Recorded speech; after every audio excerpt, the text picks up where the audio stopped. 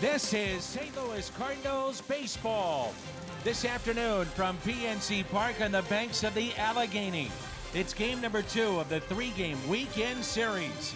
The St. Louis Cardinals and the Pittsburgh Pirates.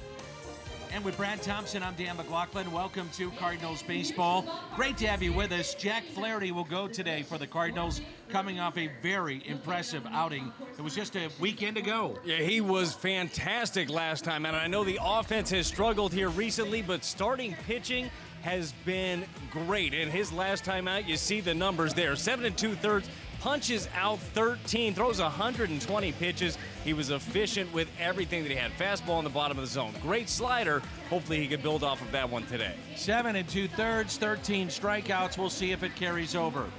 Meanwhile, on the other side, Trevor Williams will get the call for the Pittsburgh Pirates. They've had now back-to-back games against St. Louis where their starters have dominated St. Louis. We'll see if that holds true today. Well, and Trevor Williams has been very consistent for them so far this year, and he's not overpowering. He's not 98, 99, 100 miles an hour, but he throws his fastball like he is. He throws his fastball about 70-something% of the time, but he spots it up on both sides of the plate. The Cardinals going to want to be aggressive early against Trevor Williams. It's a pair of right-handers. Jack Flaherty, Trevor Williams. Flaherty dominant in his last start. The Cardinals trying to pick up some offense. And we've got baseball. And it's coming up. Day baseball on Fox Sports Midwest.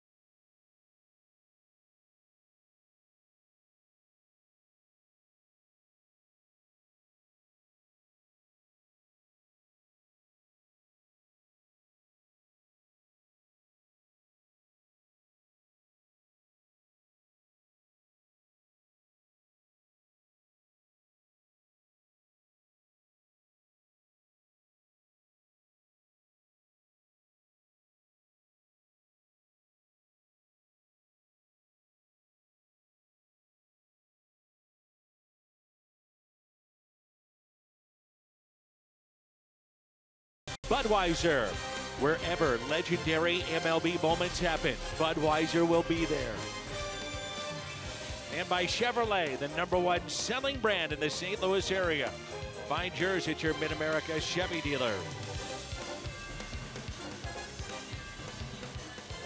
It's a very light rain right now here at the ballpark. We do understand there is rain in the forecast, hopefully later tonight. But the uniforms being worn across Major League Baseball as we celebrate Memorial Day, a holiday in which we remember the people who died while serving in the country's armed forces. And wherever you may be, we hope you enjoy Cardinals baseball, having a fun, safe holiday weekend. The Cardinals lineup here this afternoon. Matt Carpenter, he's in the leadoff spot, followed by Jose Martinez and Tommy Pham. Marcelo Zuna, Jed Jerko, Dexter Fowler, Francisco Pena, Jairo Munoz, and the pitcher batting ninth, Jack Flaherty. Trevor Williams, he's made 10 starts. He's 5-2 on the year. Last start was against San Diego. Took the loss as he went 6 innings and allowed 4 runs. And we know, Brad, he can be very tough. He can be very tough. And the expectation was that Jameson Taillon was going to be the ace of this staff. Well, so far it has been Trevor Williams. He's been very efficient. You see the pitches that he throws, 72% fastball. Generally, when you see something like that, you think, oh, well, he's a flamethrower. That's just who he is. He's not. He's 88-93, but he spots it up very, very well. There's a look at Matt Carpenter and the single off the wall in right field. Cardinals really trying to get something going here offensively. It's been a struggle, there's no doubt. They've gotten good starting pitching. Relief has been up and down, but the offense at times has been non-existent for Mike Matheny's club. And changing things up. Carpenter at the leadoff spot, and then Pham dropping down to third. I like the more than an RBI opportunity. He's just trying to spark something. You hope one of these guys are able to set the table and he can drive them in. And the first pitch is taken for a ball outside, and we're underway in game 2 of the 3-game series. I know 200 doesn't look great. I got a feeling for Carpenter it looks a lot better than it has recently. That looks pretty good. Down the right field line, 1-0 Cardinals. Solo home run. Matt Carpenter, his 5th of the year.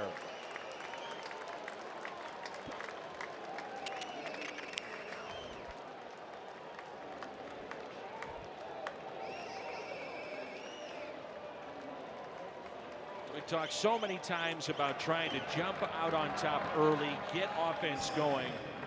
Today is a very important day to do that. It is a huge one. The offense has stalled so long. It's nice to see a conga line on the first batter of the game. Came into that at bat. 3 for 8 against Trevor Williams. Had walked 4 times. He sees him well, gets one up in the zone, and just crushes this thing. What a great way. What a relief for Carpenter right there. You know the struggles he's been through. But for this offense in its entirety, I'll tell you, that is a nice thing to see. Just get this pitch up in the zone right there and absolutely drives it. We saw him drive one off the wall yesterday for a single. And he gets it going today.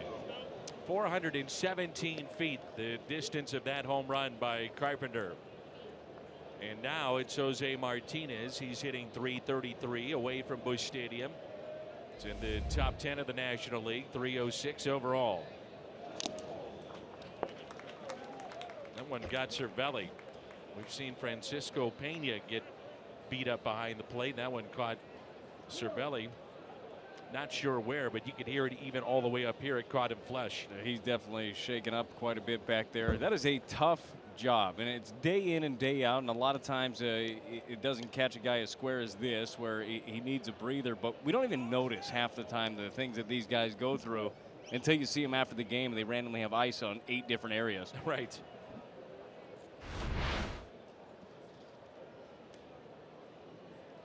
Got him on the bicep, it looked like. That was the 16th career leadoff homer for Matt Carpenter.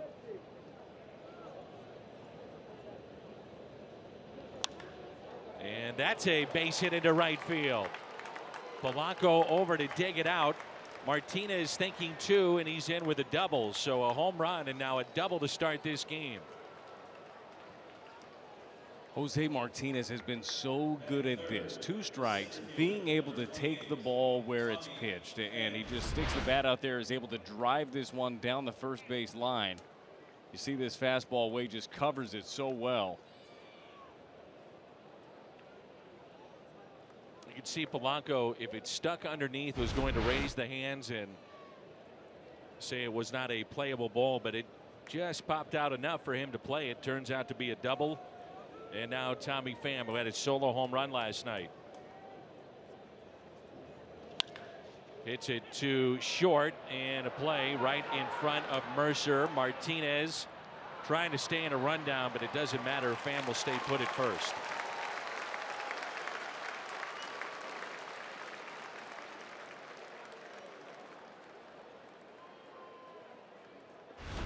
Well, a lot of times when this ball is hit behind you, you got a chance to go. This one's in front of him and hit hard. Just a bad decision right there by Martinez. Does try to get something out of it to get Pham to second, but isn't able to do it.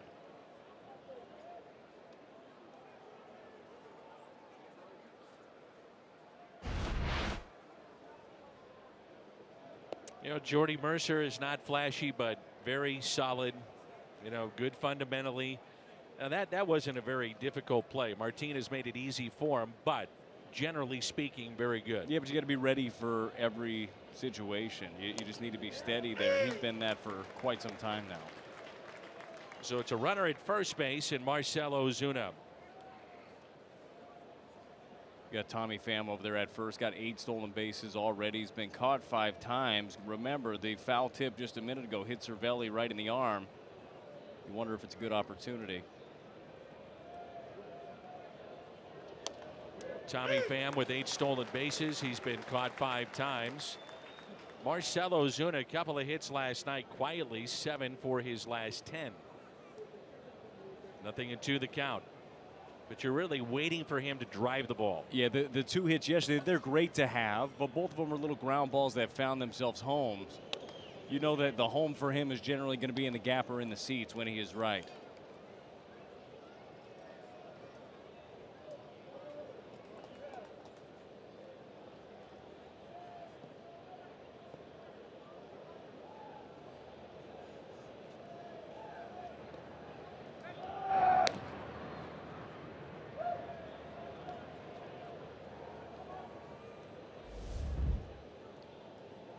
So it's 1 ball and 2 strikes on Marcell Ozuna. The outfield is straight away and deep.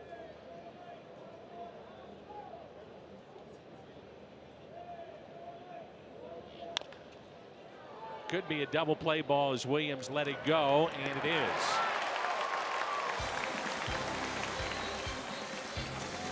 The Cardinals get the home run from Matt Carpenter to start the ball game. 1 swing, and it's 1-0 here in Pittsburgh.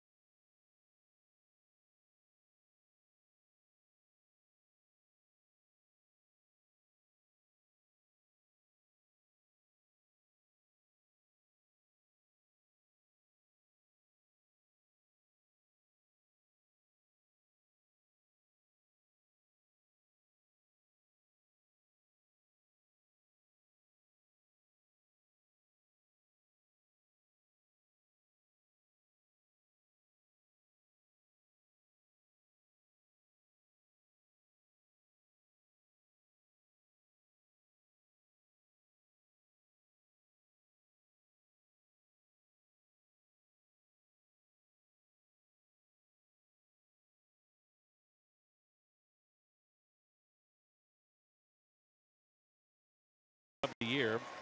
He's driven in 18. The lineup for Jack Flaherty to face today: Harrison, Cervelli, and Marte. Then Bell, Dickerson, Moran, Polanco, Mercer, and the pitcher Trevor Williams. 1-0 Cardinals, and Jack Flaherty to the mound for St. Louis. Struck out 13 in 7 2/3 against the Phillies. That was last weekend at Busch.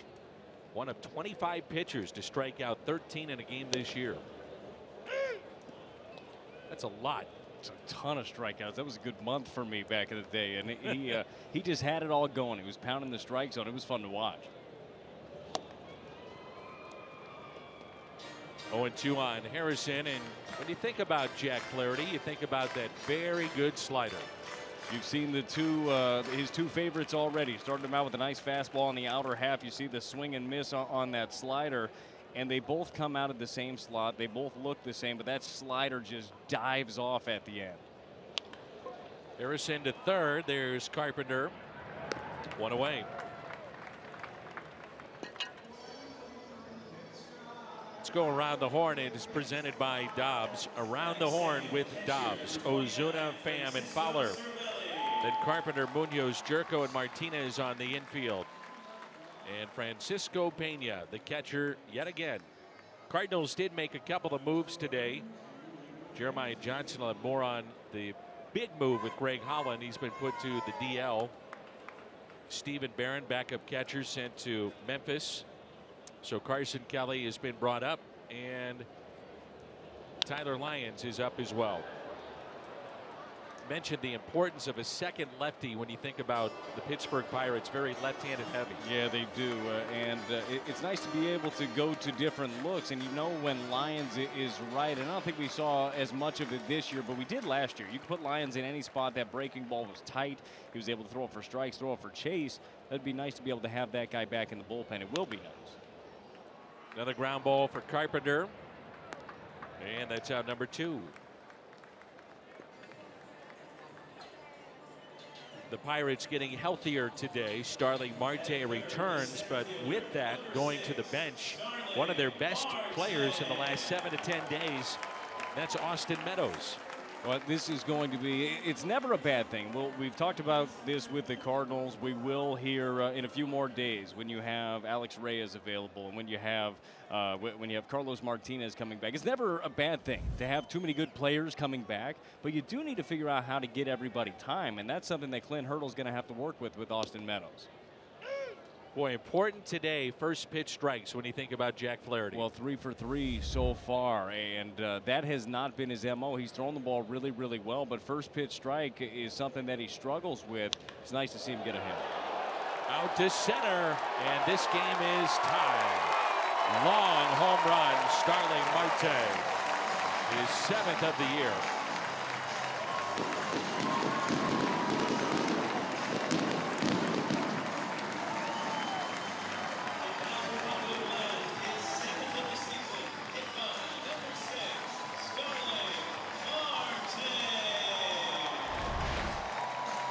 Measured at 447 feet.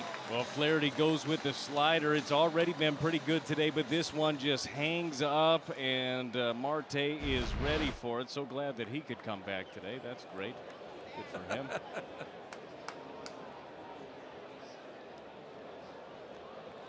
So the 2-out hit, and now Josh Bell, the cleanup man for the Pirates. Switch hitter. Sometimes, and we talk about it a lot, you know, a slider doesn't break, it just spins, and major league hitters usually don't miss those pitches. No, they don't, especially a guy like Marte, who before going on the DL, he was fairly locked in. You know he's a really good hitter, and you just have to execute with that one. 3 infielders on the right side, so the Cardinals have a shift, and the play is made. Home run by Marte ties it up. It's 1-1 after 1.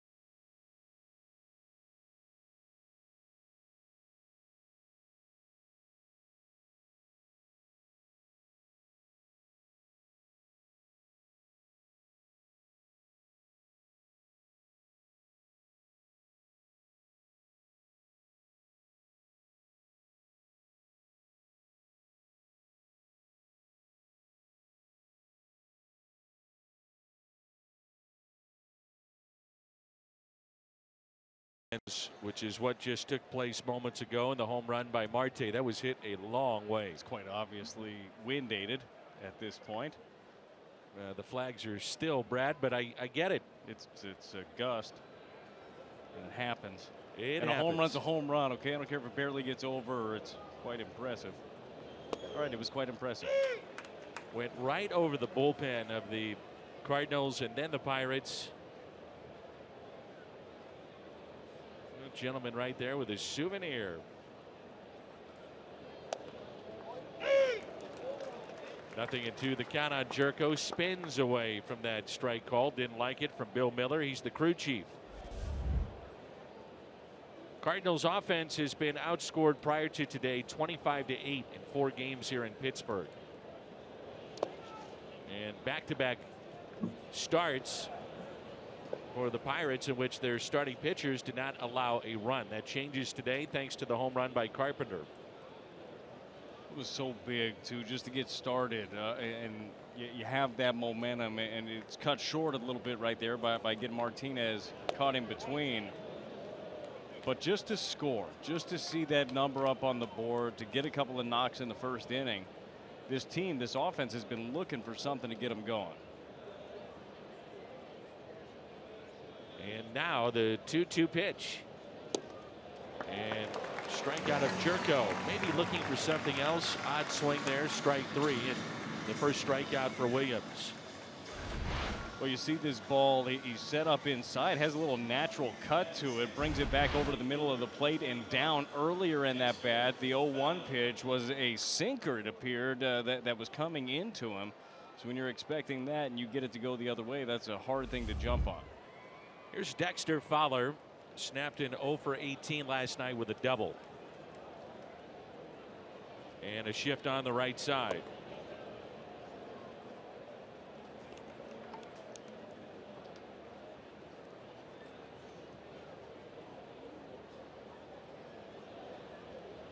Here's a 1-0 pitch. 1 ball, 1 strike. Marte, as we mentioned, activated prior to the game, and Jose Osuna was sent to AAA Indianapolis for the Pirates. That's it out of play. 2 strikes on Fowler. Yeah, there was talk, like we were saying earlier, the corresponding move might have been Austin Meadows, but with the way that he's playing right now, he's got the 3 home runs, the triple that we saw last night, already since being recalled. He plays a good outfield, runs well, does everything that you could want. You got to find a spot for that guy. Here's a 1-2. Taken high. Pirates have owned the Cardinals at least at the onset of this season and in the season series. And the Pirates have played very well here at home. 16-9, 4th best mark in the majors. A strikeout of Fowler. Back-to-back Ks for Williams. Pirates defensively with Dickerson, Marte, and Polanco in the outfield. Then Moran, Mercer, Harrison, and Bell on the infield. Cervelli behind the plate. Here's Francisco Pena. So his backup now, Carson Kelly. I asked Mike Matheny about Yadier Molina, and he tells us that he's begun to work out. Wasn't specific about baseball-related activities, but he said right now it's, you know, everything on the upswing and good news. Yeah, absolutely, and it's great to hear that. And you know the competitor that Yadi is. You know how bad he wants to be out there, but you also realize how serious the injury was. You have to take time. You have to listen to the doctors. You got to listen to your body. But as great, and I think Pena has done a fantastic job behind the plate. I think Carson Kelly will when given the opportunity again as well. But you miss that guy. You miss him big time behind the plate. You miss him for your staff, even though the starters have been really good. And you miss that clutch hit, and that's something that Yadi brings.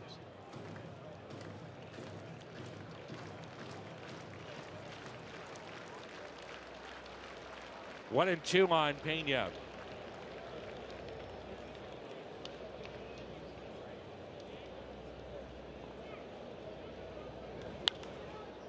That's it out of play. Francisco's done a nice job hitting .259. Does have a home run. driven in 2. We mentioned that he has been beat up behind the plate. He has. You know what? He works so hard. I had a chance to talk to him weeks ago. This was before the Yachty injury, and he was running back and forth to the bullpen and trying to catch everybody. I said, man, you're busy. It's like, just working. Got to work. Well, you never know when that opportunity is going to come. You don't want it to come like it did, but you have to be ready for it. Cardinals go in order. We're midway through 2 and tied 1-1.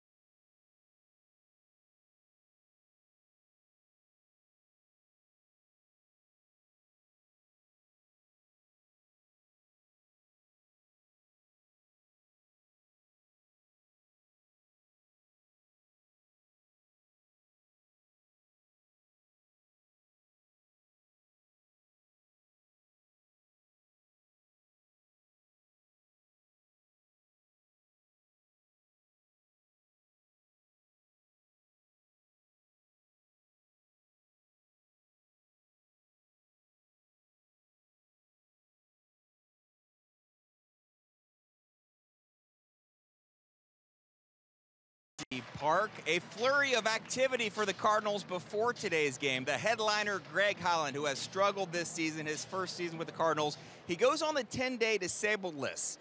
18 games this season, a 9.45 earned run average, a right hip impingement. Talked with Greg before the game. He said when you're used to pitching every day with a game on the line, you want the ball, but you don't want a one-week injury to turn into 2 months. You got to get it right. He expects to have further tests possibly on Tuesday. You see the other moves as Tyler Lyons is activated.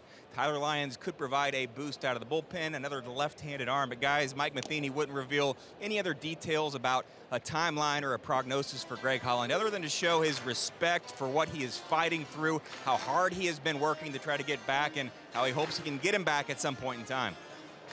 All right, Jeremiah, thank you. Jeremiah is with us on the road trip. Jim Hayes is back home in studio with Al Raboski.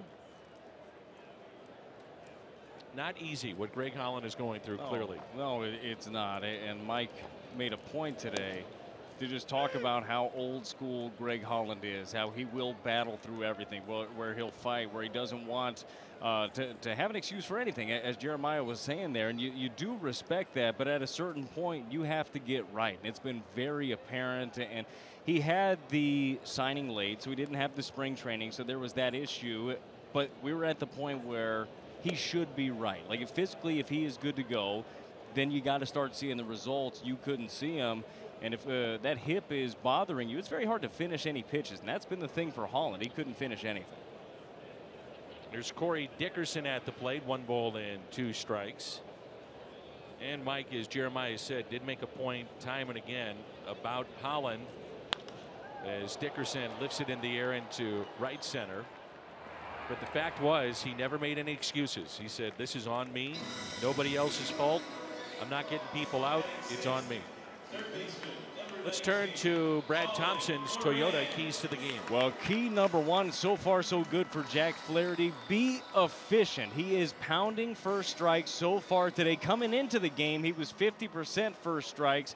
And key number 2, also good. Score early. This team needs momentum. They got it in the first inning with that guy's home run. Hopefully they're able to add on, but scoring first was huge for the Cardinals. Here's Colin Moran hitting .259, 4 home runs, is driven in 22. There's a lot of excitement around the club concerning Alex Reyes and the fan base, understandably so. And I asked Mike Matheny, when will his debut take place? And he did not want to reveal that. They have some ideas as to when that may happen. His natural turn of 5 days would be Tuesday night. And then you also could have the day game in Milwaukee potentially as well. But at this point, he said, well, we got some ideas. We don't really necessarily want to unveil those right now, but I'm sure we'll find out either tomorrow or the next day. And at some point when he shows up on the mound, you'll have Alex Reyes. Got a feeling we'll know as soon as it happens, and you realize that there are plenty of variables, but you also realize why everybody's so excited. I mean, this has been an incredible rehab for him. Punched out 13 2 times in a row now at AA and at AAA. And I'm really excited. I know there are moving parts. I know somebody, there are going to be guys in and out of the rotation with him and Carlos Martinez coming back, but these are great problems to have. Said he was still a little bit unsure as to when Martinez would be back. And it was interesting, Mike, not necessarily sidestepping questions, but he's essentially saying, look, I deal with the 25 I have here. When they tell me they're ready, then we figure it out. Yeah, well, that's what it's like when you have a group in place that you trust. You know that your guy will be back whenever he can be back, and he'll be ready when he gets there. It's put away by Martinez, and it brings in Polanco. Mike has also been very fortunate that you don't really have to, while you want your guys back. Obviously, you want Carlos Martinez back. I mean, he could be a Cy Young contender with the stuff that he has, and you want Alex Reyes back. This rotation has thrown the ball really well. Everybody that's been a part of it, that's been in and out. Gant was great yesterday. Flaherty has been great. It's been nice that these guys have been able to carry this team through some lean times offensively. Here's Gregory Polanco hitting just .213, so he drops in the lineup. Well, if you like tools, he's got all the tools. Oh, yeah. He can run. He's got power. He's got a great arm. But he just hasn't put it together. We've seen the flashes of it. You keep thinking it's going to happen. You keep thinking he's going to turn into that superstar. I mean, you look at Marte. Marte is that guy already. You keep thinking it's going to happen for Polanco. But he's just ran into some tough times here and there. Also had some injuries. 2-1. Dexter Fowler, right fielder for the Cardinals. Polanco for Pittsburgh, and both off to slow starts. And while both of them are at different times in their career age-wise, both under contract through the 2021 season, you know they both got to get it going because you're going to need them, and they're going to be there. 2-2 the count on Polanco. The shift here. Carpenter now well off the line near the shortstop position. It's fouled back. I think, though, the question becomes, especially if you're Mike Matheny, when you have Bader and you've got O'Neill and you've got others coming, how long can you stick with guys that are struggling, veterans? Yeah, it's hard because you want to give them the benefit of the doubt. You know guys, and he's not the only one. Guys that have track records, you've seen it. You know what they could do. You saw it last year out of Dexter Fowler, but you also have players that are hungry. So there is a fine balance. You find opportunities for the young guys, but ultimately, as you said, somebody's got to run with the job. Somebody's got to take advantage of the opportunity. And now the 3-2 pitch to Polanco. Fastball. And a little bit low. He walked him.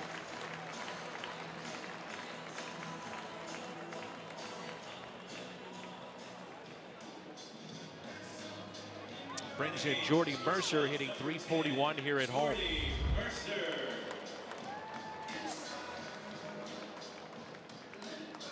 Was 2 for 4.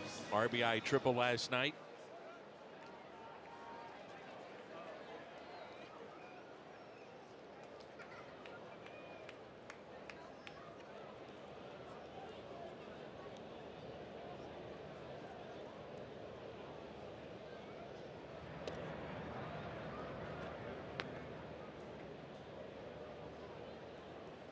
Good idea to keep an eye on Polanco over there. Just mentioned the tools. Speed is absolutely one of them.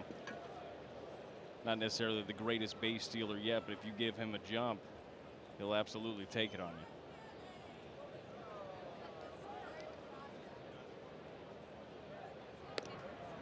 And back in safely again. One of the things with Dexter Fowler I asked Mike about specifically today in his office was, is there a heel issue? Is there plantar fasciitis, which he has dealt with in the past? And Mike said emphatically no, that's not a problem. Now, he did mention, and I thought it was interesting, that he deals with some dietary issues where sometimes with that diet can come, lack of energy, lack of feeling good, and you don't know if that's part of the issue or if it's just part of a slow start, combination of both, whatever. But the track record has been there in the past where he's been a good player, and the Cardinals are hoping that that happens again. Here's the 0-1 pitch. Grounded to Carpenter. He's been busy today. Force play at second, and we played 2, and we're tied. It's 1-1.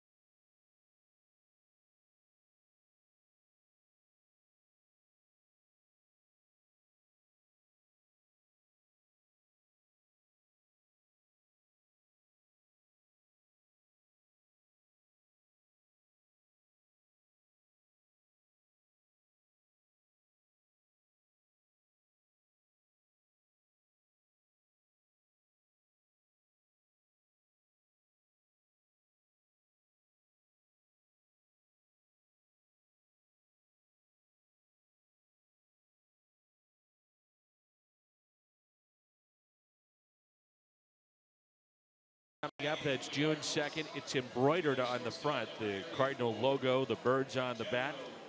And it's a great day at the ballpark. Ritz kickoff to summer weekend. And the jersey presented by Scott Credit Union, Cardinals.com/promotions.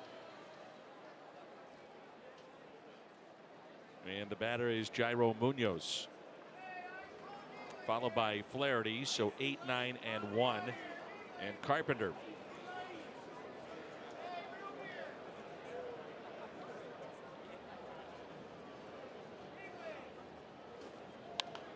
And the first pitch is hit out of play.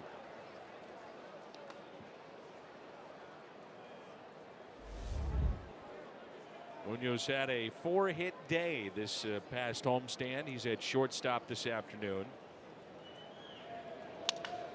Hits it left side and a base hit for Munoz. Third Cardinal hit of the afternoon. You hope this wouldn't be the case, but you can understand if it would be if Munoz would get a little gun shy at first base in trying to steal. He had a game in which he was thrown out twice, but he was thrown out by one of the best on the planet in Salvador Perez. It does happen. It's still all about it, and there is a tendency you fall back on recent history, but if you find an opportunity or if you see that Williams is doing something, falling into a pattern, and you want to go, you still have to be aggressive. That's a big key in this game. May notice on our telecast we do not have that strike zone that many times we do. This ballpark, the camera angles can be a little tough for us to do that. You probably wouldn't enjoy the experience at home because the camera angles make it a little tough. So we have the technology, it just doesn't really sync up here at this ballpark. Flaherty does his job, gets the bunt down, hustling down the line, and there's the sacrifice, his second of the year. It was nice to see that, get that bunt down. All too often we see it. I mean, in a situation right there, you know what's going to happen. You know that he's going to lay it down. But a lot of time guys try to do too much. You try to be too fine with it, whether you try to hit down a line or guys accidentally are trying to go for a hit. That was just a good job right there laying it down. So Munoz, your runner at second base, and Matt Carpenter homered his first time up, hitting .231 with runners in scoring position. Back in the first inning, home run number 5. This made it 1-0. Starling Marte tied it up with a home run of his own.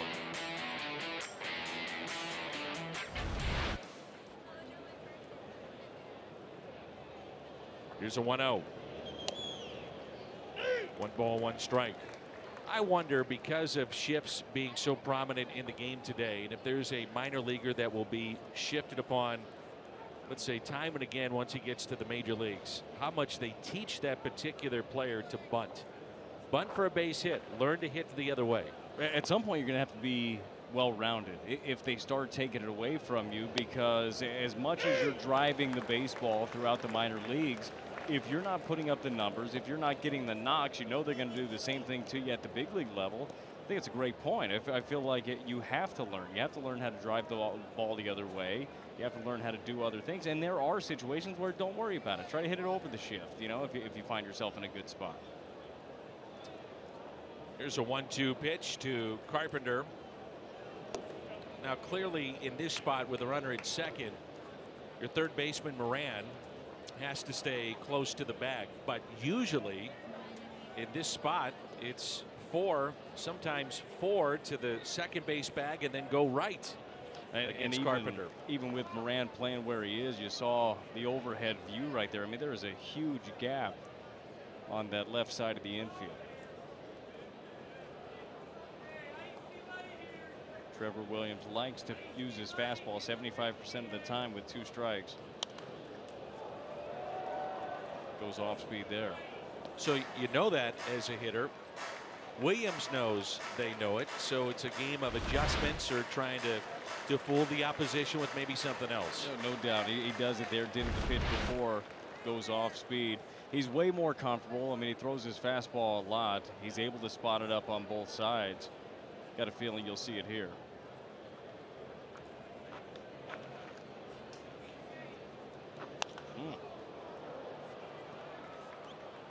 And a fly ball into right. Catch made by Polanco. He shows off that good arm. Boy, he's got a cannon in right field.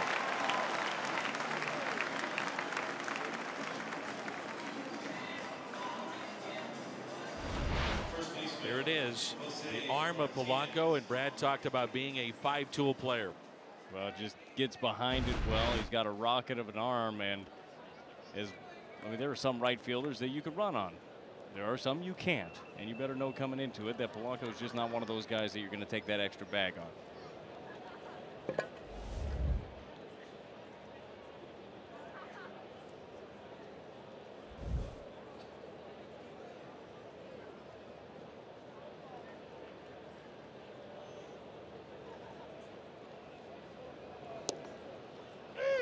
And a strike to Jose Martinez. Missouri Lottery Fox tracks on the last pitch. Nice breaking ball right there, bottom of the zone. We did see in his first at bat, though, Martinez got a fastball in the outer half down the way. Really good pitch, similar area, and was able to shoot it the other way. A nice 2-out knock here would be huge. 2-out hits so important on both sides, and you think about baseball not really being a game of momentum that some people will say. That's not necessarily the case, especially when you can come through in the clutch with 2 strikes or 2 outs. Munoz runs fairly well. He's at second base. And the 1-1 pitch to Jose Martinez. And Cervelli thought that may have been a strike, held the ball, but it goes Martinez way, and now a hitter's count 2-1.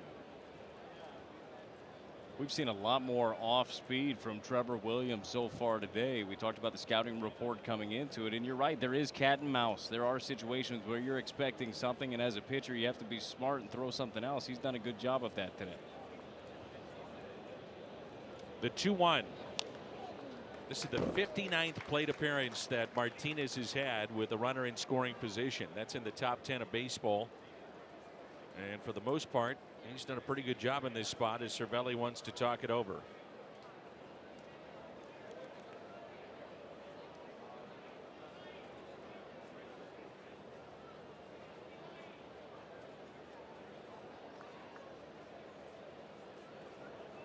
(17 for 51) with runners in scoring position.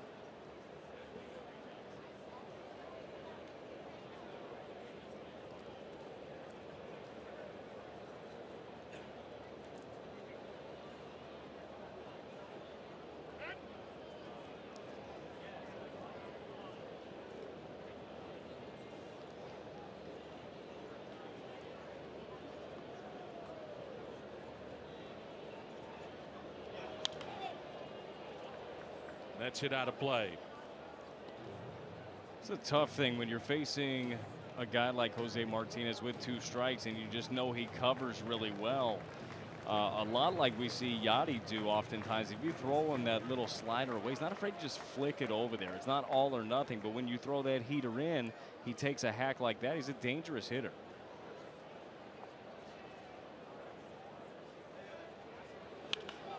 And it's up the middle and a base hit. Here comes Munoz. The throw to the plate. He is safe. Martinez to second, and he is out, but the run will score. Munoz scores to make it a 2-1 St. Louis lead, and Jose Martinez comes through again. 2-1 Cardinals midway through 3.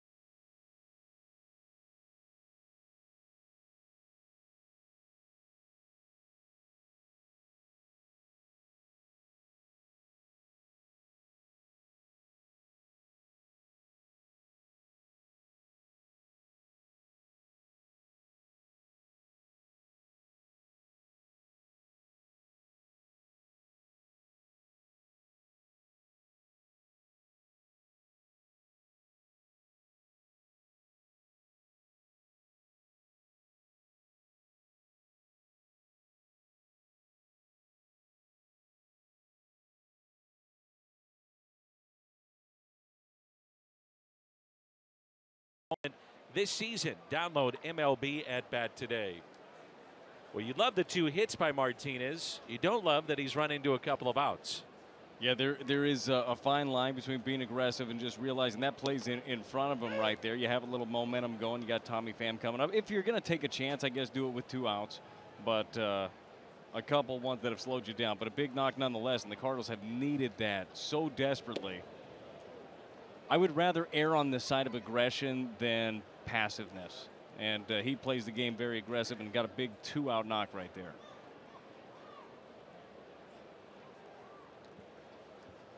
And here's the 0-2 pitch now to Trevor Williams. Puts it in play. Munoz to his left and slings it over to Martinez for the out.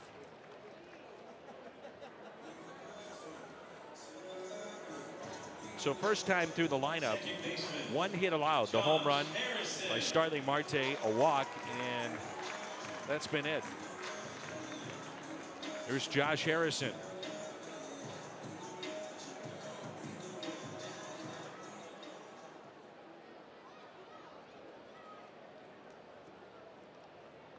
Harrison grounded out to third. 0 for 1 today. And the first pitch is strike.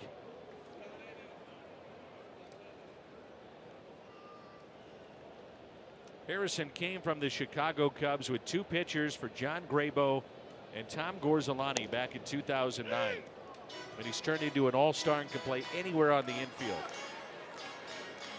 He's been a leader of that club, too. You can tell they missed him while he was out. Defensively sound. Can drive the baseball. Does a lot of things really well.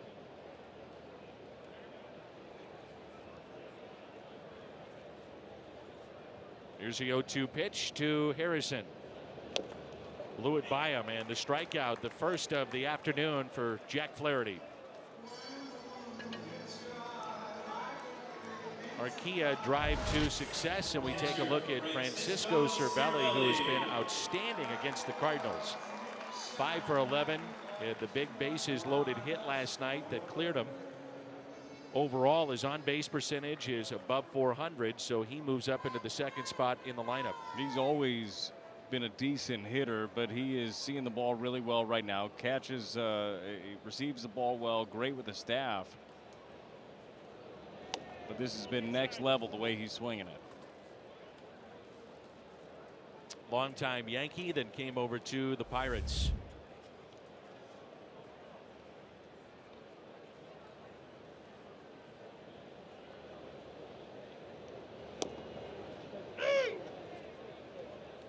Very nice slider right there.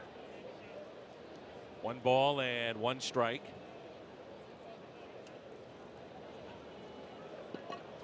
Mentioned earlier that 25 pitchers have had a 13 or more strikeout game already this year. And that's an incredible amount.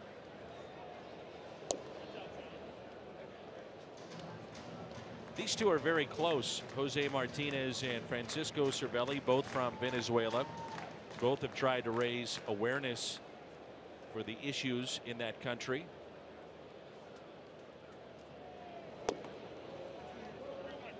Jose was told to take off his compression sleeve. Now he's wearing a sleeve that's in code with the uniform here because of Memorial Day, but his sleeve was to raise awareness for those in Venezuela.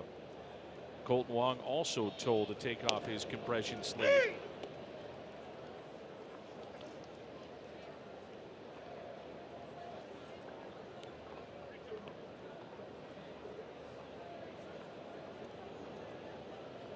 Three and 2 the count on Cervelli. And he hits it down the right field line and out of play. Saw a nice breaking ball before that, then 95 down and away. Flaherty's really comfortable out there recently. I love how that breaking ball comes out of that same slot. I feel like he's confident throwing it in any count.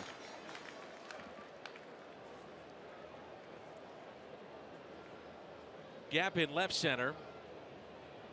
And here comes a 3-2 pitch. Flaherty to Venezuelan Francisco Cervelli. That's hit out of play.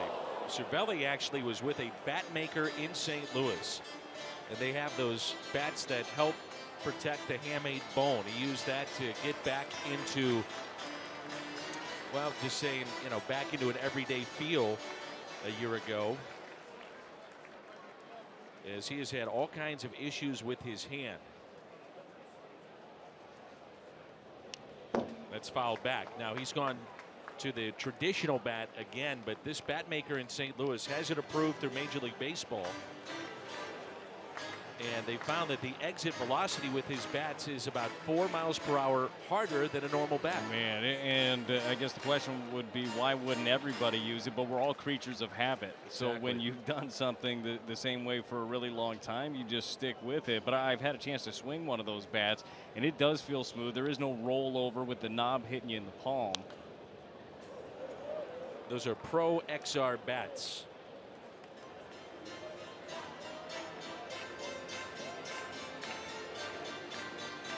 Not that I ever had a good feel for a bat anyhow. Well, I faced you in fantasy camp and you sawed me off. It was. You also never had a good feel for a bat. Correct. About 68 miles per hour of heat. But you had 2 bats after that, which was nice for you. It's a good souvenir. It really was. Yep. Here's a 3-2 pitch. And the second walk issued by Flaherty. Really good at bat right there by Francisco Cervelli. Fouled off a couple of 95-mile-an-hour fastballs, a 94-mile-an-hour fastball, a slider away, and ends up drawing this one. Starling Marte back in the first inning, tied it up at 1 with this home run. Number 7 of the year, RBI number 20. So Marte at the plate, returns from the DL today. And at first base, Cervelli, no steals.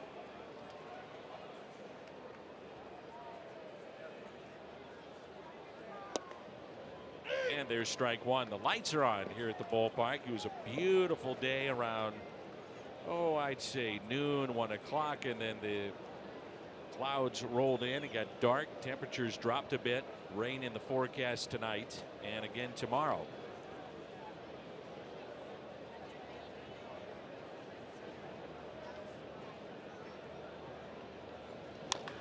Little chopper hit up the middle, diving stop, and a throw to first is offline. And an infield hit for Marte after a very fine play by Jerko to keep that on the infield.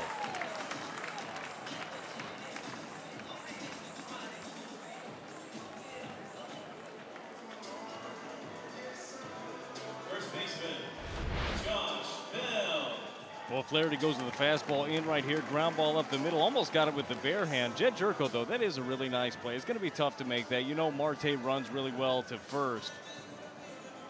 But Jed Jerko's a good athlete. We've seen him this year. We've seen him play third, short, second. He bounces all over the place and plays all 3 positions pretty well. And now Josh Bell rounded into a shift. First time up. Runners at first and second, and there's strike 1.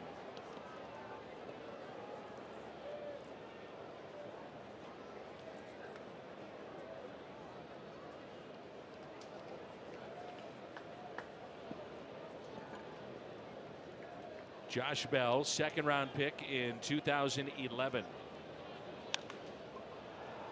And slowly hit to Carpenter, and he makes the play.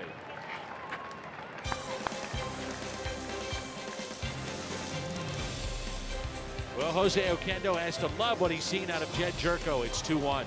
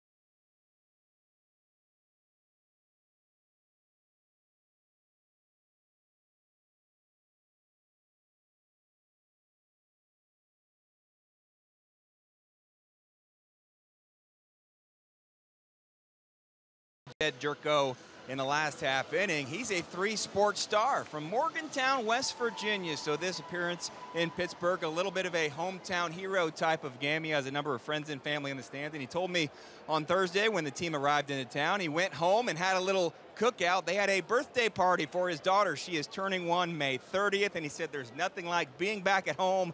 Even mentioned sleeping in his own bed. Jed Jerko always enjoys this trip to Pittsburgh. Good to be in the Central Division so he can come back home quite a bit. Now, you referenced him playing a variety of positions. This is, though, his first time at second base this season. It's where he started his Major League Baseball career, his versatility on display this season. All right, Jeremiah, thanks. Morgantown, West Virginia, Mountaineer. He played there and was a top college player. Was voted the #1 shortstop in college when he came out, drafted high by the Padres, and now here in St. Louis. There were no stops.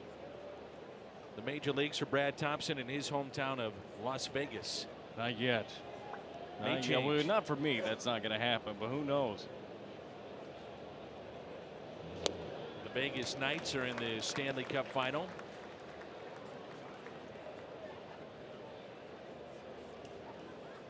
Kubota power stats with Tommy Pham. Home runs by inning. That pitch inside. 3-2. I know Tommy Pham's got to be rooting for those Vegas Golden Knights. Oh, yeah. He's Vegas through and through. To the point he said, I'm betting on myself this year. When it came to turning down a contract offer by the Cardinals, and obviously St. Louis getting tremendous value out of him a year ago and again this season. I hope that ends up being a very good bet for him, because if he ends up cashing in, and he will, I mean, the numbers that he's putting up, that's good for everybody, isn't it? And that's pulled inside that left field line down into the corner, and Pham on his way to second base. Put it this way, those are the checks that if you're Bill DeWitt, you sign, you say, no problem. This guy smiling put up big while numbers. handing over money. Yes, that's what you want. You want contributors. You guys that want to fight. Yeah, guys that want to hit the ball like this, get a breaking ball, drives it down. We've had a couple of ground outs. He had 2 last night to shortstop, 1 earlier again today, and gets the head out a little bit further on this breaking ball, pulls it down the line, and you knew as soon as you hit it that it was going to be a double. He was running hard until he passed the bag at second to see how it was picked up by Dickerson out there in left field. He's always playing the game that way. Here's Marcell Ozuna. And a strike. Ozuna grounded into a double play his first time up.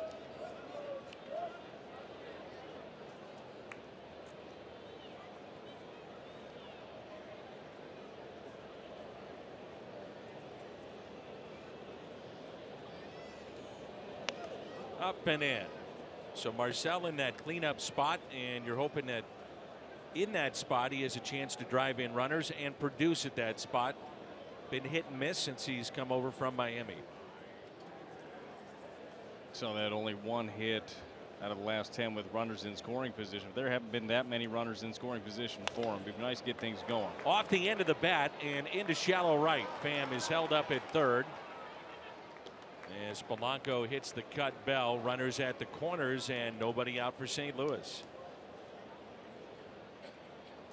Second baseman, Jed Jerko. And so now the Morgantown native, Jed Jerko. And he seems to rise to the occasion against teams maybe he doesn't like. I'm not saying he doesn't like the Padres, but they traded him away, and those numbers, he's destroyed them. And then coming back home in front of family and friends. He's Big a big numbers stage against player. the Pirates. Yeah, that's what he does. And this should be a matchup that is favorable for him. You see a lot of fastballs out of Williams, although he's kind of changed the MO a little bit today, and Jerko saw a lot of off speed early. If he gets a fastball up at the zone, watch out. First pitch popped up. Bell in foul territory. 1 away.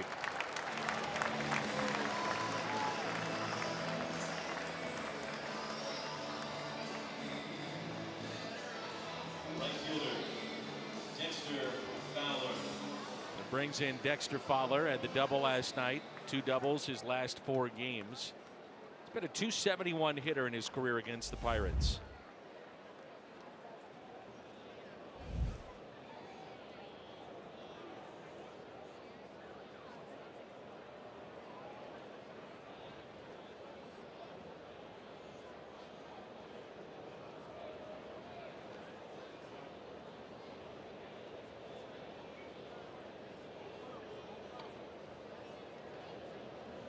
First pitch to Fowler. And he's hit by the pitch. And the bases will be loaded. Oh, man, that just gets him right in the back knee right there. Looked like on the inside.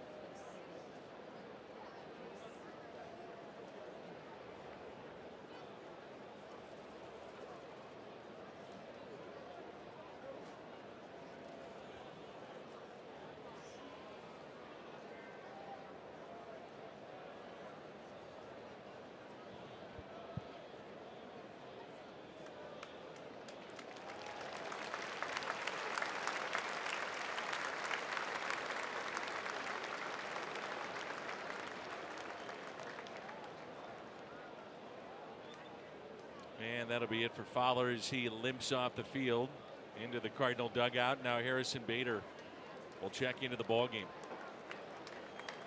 You never like to see that. Just a fastball right there. Williams was trying to make sure he gets it inside. It just hits him as square as you can hit somebody. You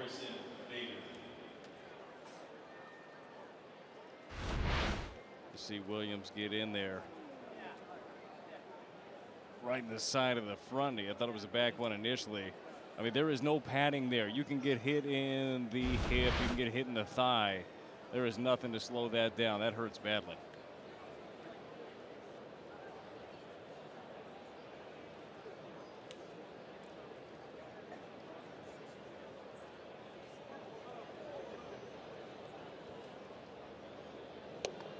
And Pena looks at a strike.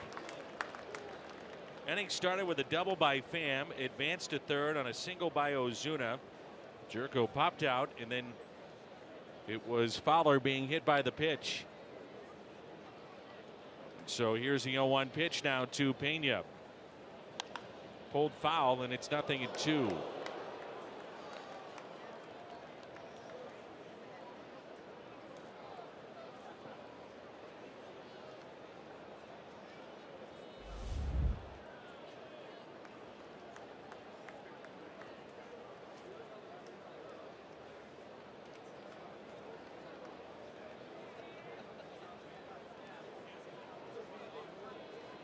And the 0-2 popped up to the right side. Bell is over and out of play.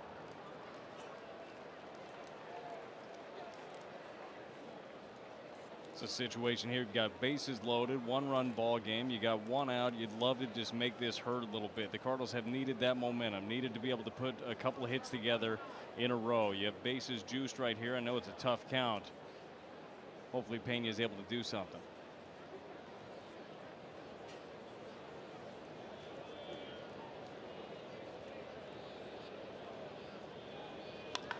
And he does. Drives it into left center field. Racing over to make the catch is Marte. Pham will tag up. Ozuna to third.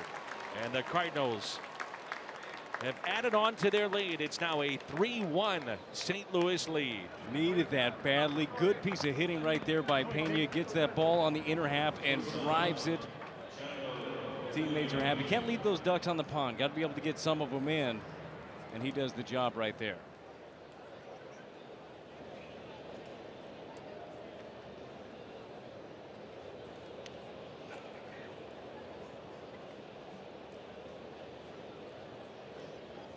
So runners at first and third. Jairo Munoz This again, one of those tough positions that an 8th place hitter in the National League can find themselves in. Will Trevor Williams give him a pitch to hit? A base is open. That's at second. And you've got Flaherty at the on deck circle. That pitch taken low. Williams' debut was against the Cardinals in the middle of September of the 2016 season. Came in relief of Jamison Taillon, tomorrow's starter.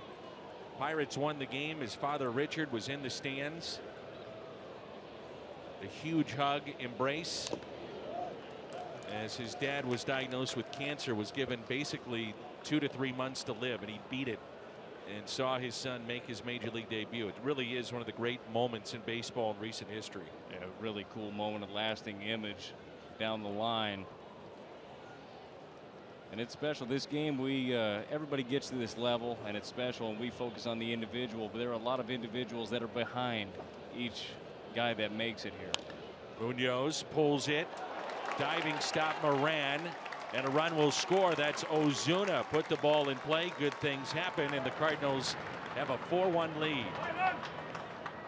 His second driven in this year. This is so nice to see. Just a crooked number up in an inning.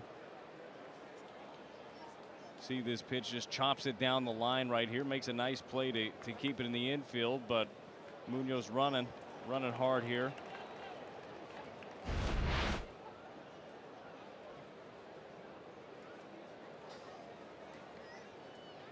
Cervelli out to visit with Williams. Ray Searge comes out as well. Also, a story about Trevor Williams in number 34. He was 57 first couple of years in the big leagues. Changed it to number 34, which was worn by Corey Hahn, his former teammate and roommate at Arizona State. There's Rodriguez in their pen. And Corey had a spinal cord injury sliding into second base. He now works in the front office of the Diamondbacks. And to raise awareness for those with spinal cord injuries, he's been very open about why he changed his numbers. And he's now wearing number 34 to honor his roommate and teammate.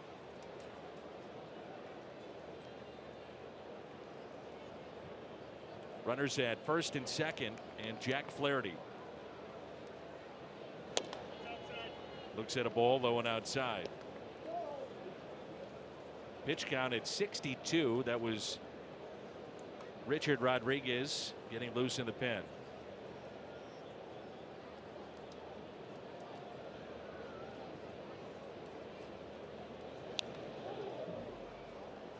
The Diamondbacks, too, with that number 34 pick, 34th round pick, took Corey Hahn, hired him in the front office, honored the selection, and then with every pick at number 34, that 34th round, it's usually a special case. What they look at, not the traditional player that'll make it to the big leagues, but something very important that they do. Here's a 1-1 pitch. A pickoff at second and save. What an athletic play that was by Harrison. It was a really good play. Strong throw by Cervelli, and Bader's trying to get a nice jump out there. He's trying to be ready just in case Flaherty does get a knock. He wants to be able to push it if he can. Slips a little bit getting back. As a pitcher, though, you appreciate that effort. Try to get you out of a jam right there. Great job by Harrison being ready, though. Got a chance to talk to Harrison Bader before the game about how he prepares day in and day out. He's used to playing all the time. He said, I prepare like I'm starting every day. Well, a day like today, you might be playing a lot of innings. So Bader in for Fowler. The Cardinals add to their lead. It's now 4-1.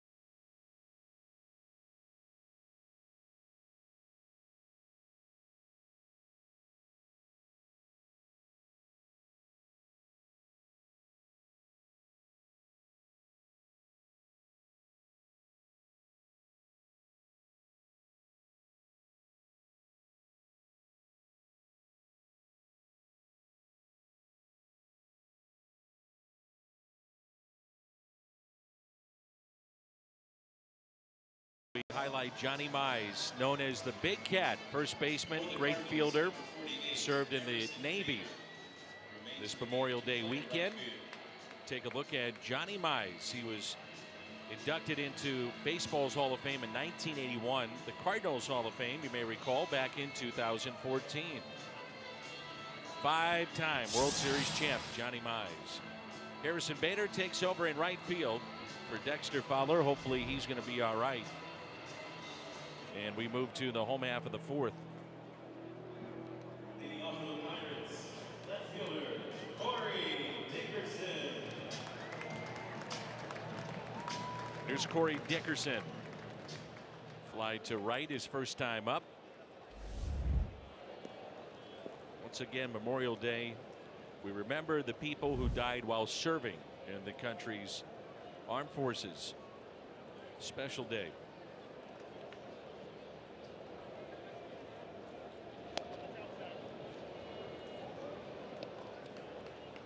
Picnics. They're out on boats, watching on the Fox Sports Go app, probably down at the lake. The barbecues, a lot of fun. Got a lot of that going on, seeing the boats out here on the water.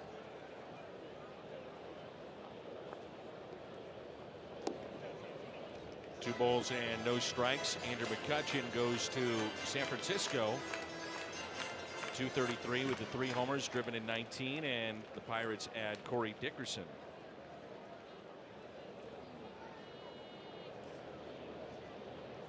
All right, Mr. Thompson, do you know the 3 rivers in Pittsburgh? No. The Allegheny. There's one. The other one. That's 2. Over there. And then there's a third one. Monongahela. The what? Monongahela. Yeah. No, and the Ohio. Oh, well, that one was easy. I got the Allegheny, though. They have 3 parallel bridges as well. There's a fly ball into shallow left center, called the 3 Sisters.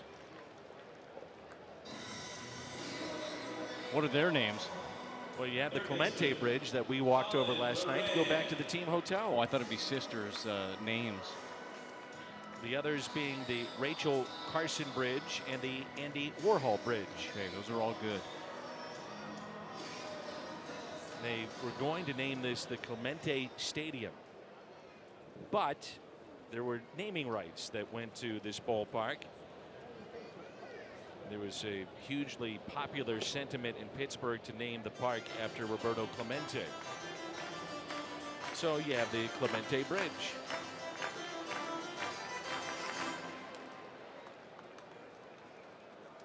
Here's Colin Moran, grounded out to first.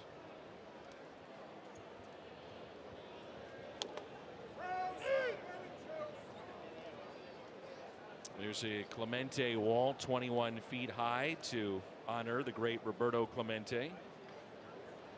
Hit .317 and had an even 3,000 career hits.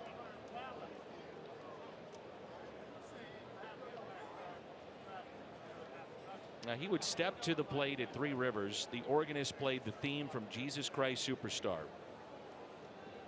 It's a true story. 2-1 pitch. And it's a base hit into center.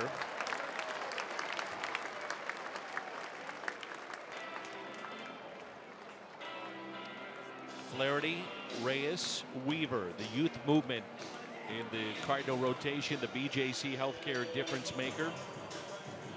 22, 23, and 24. I feel like a lot of people wonder why the Cardinals are so excited about their future. Well, look at that. How could you not be excited? What we've seen out of Flaherty already.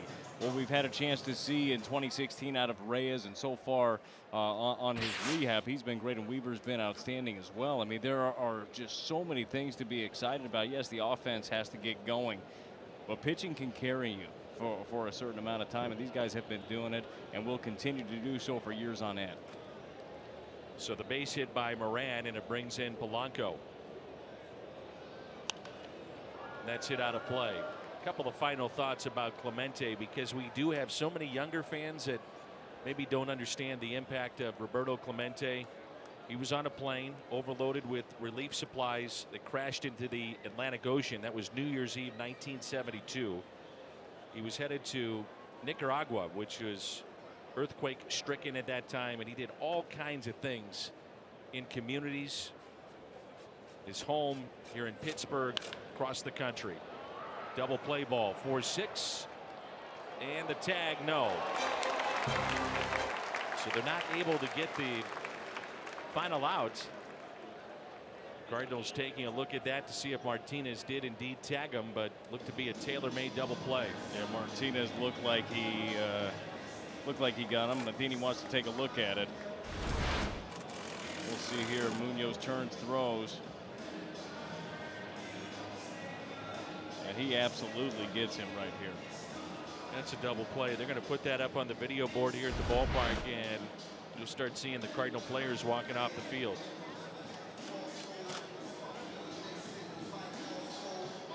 Polanco knows it too.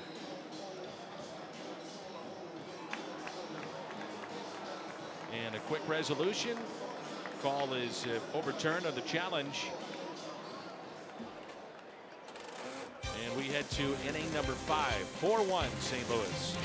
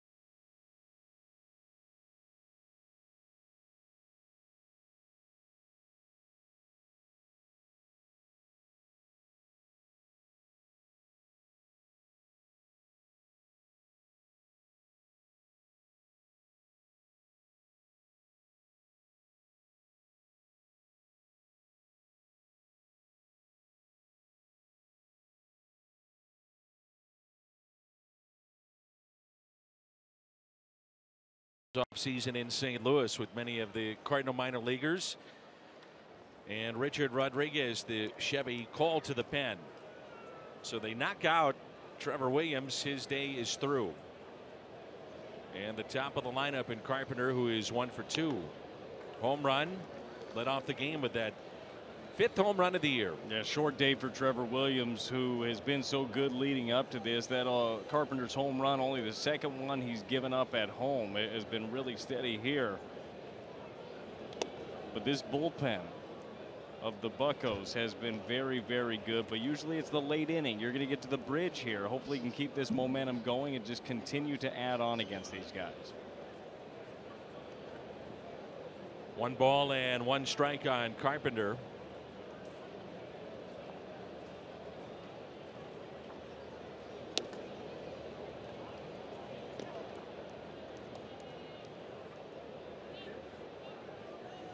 After that home run in the first, Carpenter's average sitting at 204. I've got a statement for you here. I'm ready. He will not see his average with a 1 in front of it again this year. Is that right? That is right. That would put a smile on his face. Our Cricket Wireless look at the Cardinals. And some smiling there. Yeah, how do you not smile on a conga line? We've talked about this in the past. I mean, when was the last time you were in a conga line didn't have fun? It's fun every time. Even if you get drug into it, it's like you start feeling the vibe a little bit. Look at that. Like to see it. Average on the rise. Take advantage of it. It's going to be out there. You get something going. Lead off the inning. We were talking about it before the game. Set the table a little bit. They shuffled the lineup. You have Carpenter leading off now. You've got this big shift on, and he just does a great job of just put a ball on the ground that way.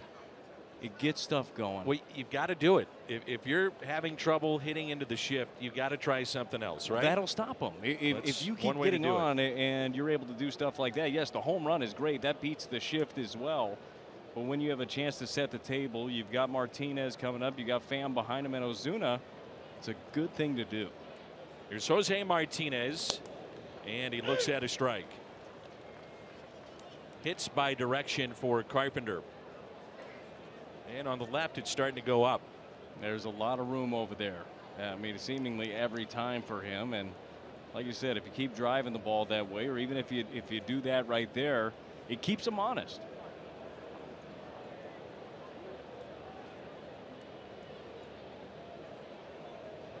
Martinez is 2 for 2. Carpenter, first bunt hit of the year.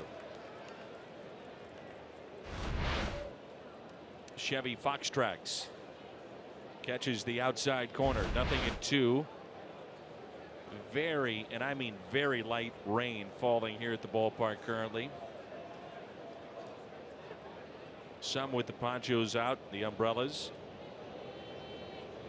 And Martinez drives it down the right field line and foul.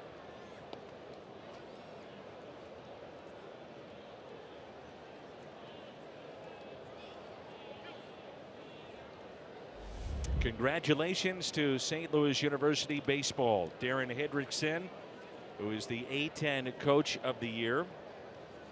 Their 5th A-10 regular season title in the past 7 years. They won their postseason tournament today. Next stop, the NCAA Regionals. And they're going to have a selection show Monday night at Hugo's if you're interested, if you follow SLU Athletics. So congratulations to the Billikens and Darren Hendrickson. And gotten to know Derek very, very well over the years, who's thrown batting practice down at the ballpark when he was a head coach at Central Missouri State. Now at SLU. Started out in the JUCO ranks. He's done a great job with that program. So congratulations to the Billikens. And the 0-2 is tap foul.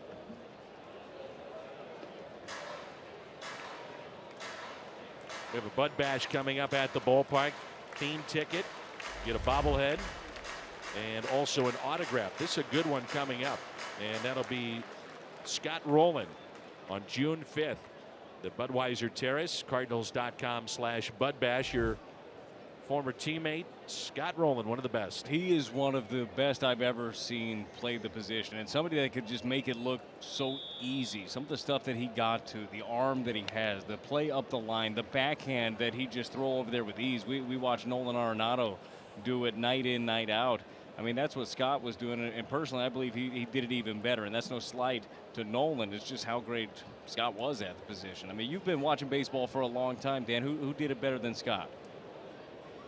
It's a short list. I mean, Arenado's the only one that I've seen in person. Brooks Robinson, seen video. Those that have been around the game a long time think, you know, he's in that company clearly. But in terms of guys I've seen, nobody better. And Arenado might be there. He might be better. But I mean, to me, Scott Rowland was, before the shoulder issues, he was headed to the Hall of Fame. Well, Nolan Arenado never saved me 7 or 8 doubles down the line, so Scott Rowland gets my vote.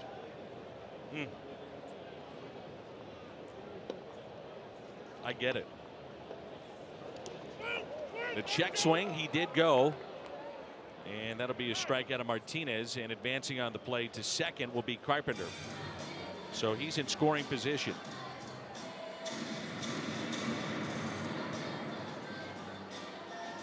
Brings in Tommy Pham, who is 1 for 2. Pham is grounded out and also doubled and scored back in the 4th inning. Cardinals have scored in every inning except inning number 2. There's 9 homers lead the Cardinals.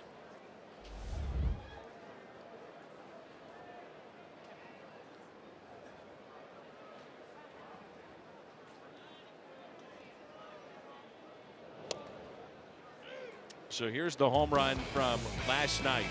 Blowout game, but Tommy's still going hard. No surprise there. Hit to one of the deepest parts of the park the opposite way. It was so nice to see. Snapped an 0 for 17. Tommy Pham had coming into that. Had grounded out to second base a couple of times. To be able to drive the ball that way, that far, that just tells you how locked in he's starting to get. Now we see him pull the ground ball to shortstop early, get the double down the line to left. But he stayed on that one very well last night.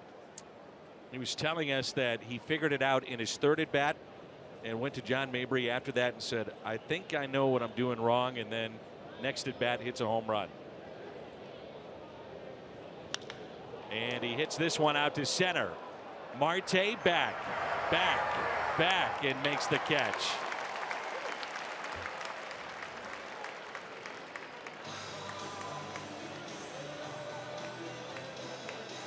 Well, Tommy gave it a ride, and it's up to Marcell Ozuna.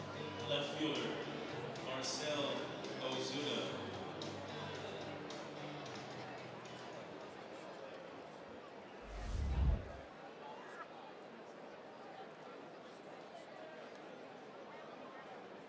Marcell with 2 knocks yesterday. Neither ball hit considerably hard. Got the base hit, little blooper out to right field today. You know that the drives are going to come, but right now I'll take another one of those bloopers. Be just fine with that. Just want to see him really get into one and drive it. Go back to the home run that he hit first of spring training. He hit it a mile. Go back to the home run he hit in Milwaukee. Hit that it's probably still going. He's got tremendous power. They talk about his quickness with his hands. Still trying to get it all together. In the dirt.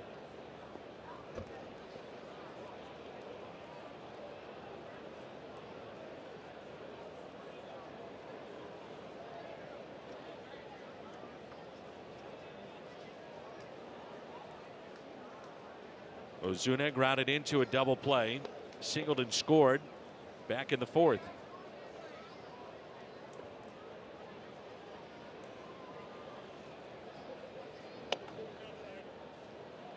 We were doing games, I guess it's been a couple weekends ago, Brad, and we noticed how teams are really just pounding him in.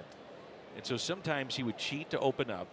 Then you're vulnerable to a pitch outside. Yep, and it happens. Like you said, you're trying to get right. This is an at-bat right here. You got a 2-1 count. Rodriguez likes to throw the fastball. You'd like to see him ready to jump on this.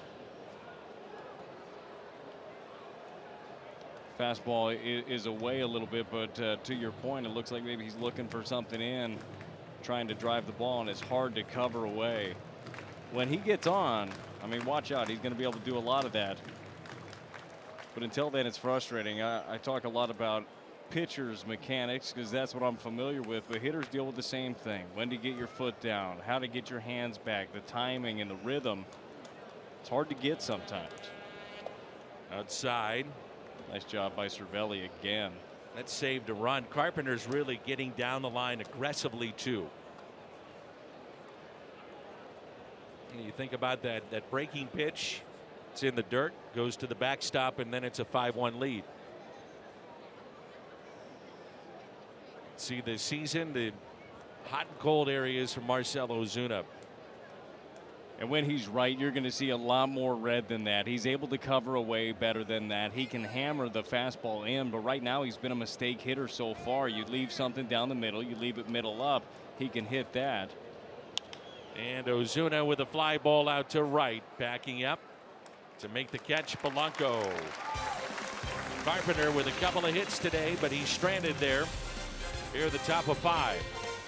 4-1 our score.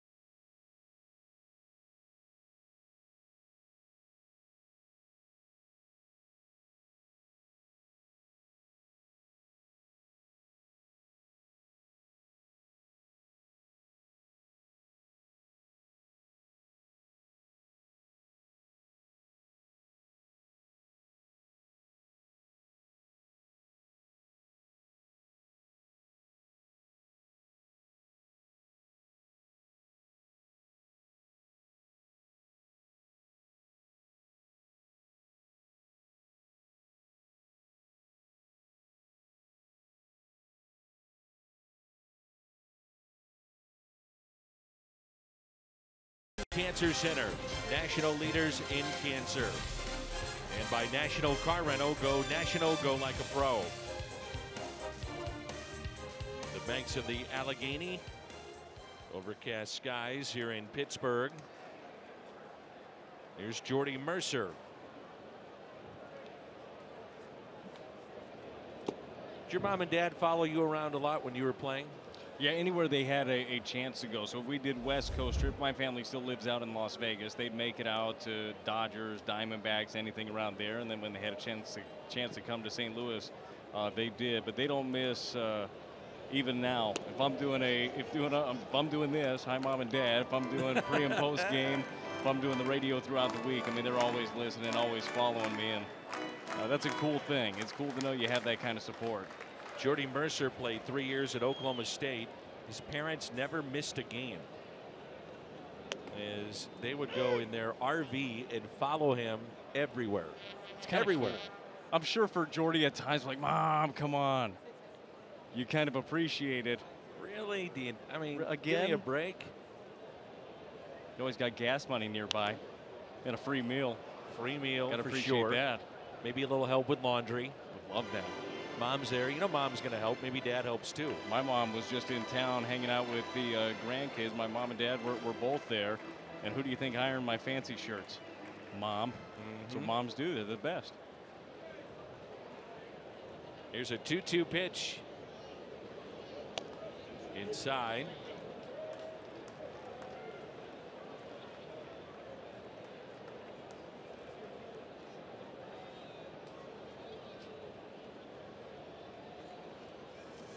And a 3-2 pitch. He did go. And a strikeout for Jack Flaherty. Went with the slider there on the 3-2. Very obvious that Mercer was looking for that heater away. Gets that slider under the zone. It's been such an effective pitch for Jack Flaherty. Pitch count now at 63. Doesn't seem high at all, but now is where the eyeball test kind of comes in. Remember, last time out, he threw 120 pitches.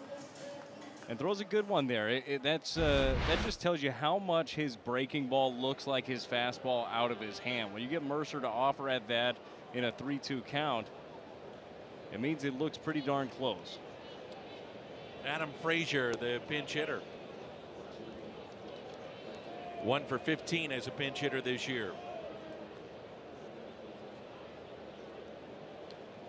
Well, batters have been baffled by that slider of Jack Flaherty this year. That's hit out of play. Major league average against that pitch is .212. Against Flaherty, .097. He has snapped back at the baseball a couple of times here. He's not real happy with some of the location, maybe. That's all right. He's fired up. I like that. It's all about harnessing, and once again, eyeball test after the 120 pitches out. We've seen a couple of pitches so far, even the strikeout to Mercer, where the arm is dropping a little bit further. He's starting to get around a few of them. Need to be able to make that adjustment, just get that hand up a little bit. The 2-1 pitch, and Frazier a fly ball into center. That'll carry to Tommy Pham. And 2 outs here in the home half of the 5th. Second baseman, Josh Harrison. It brings in Josh Harrison back to the top of the lineup.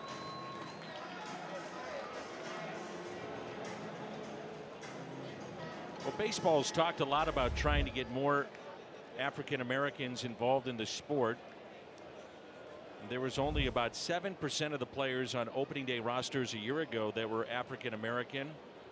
And Harrison has talked about the responsibility, putting it on his shoulders, of trying to get more players playing the game.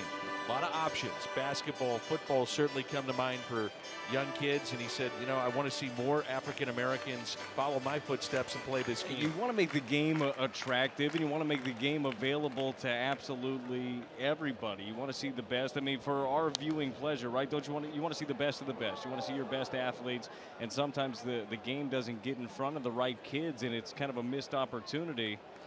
I like that he's doing that, trying to bring the game to more kids out there. Here's an 0-2 pitch. Fouled back. September 1st, 1971, really a significant day that gets overlooked in baseball history. It was 24 years after Jackie Robinson had broke the color barrier. Danny Murtaugh was the manager, in a lineup card that was featuring 5 African Americans, 2 from Panama, 1 from Cuba, and another one from Cuba. And it showed how the Pirates had embraced, cultivated talent from Latin America, or as Danny Murtaugh put it, they're my best 9. That was a significant day that gets overlooked in baseball.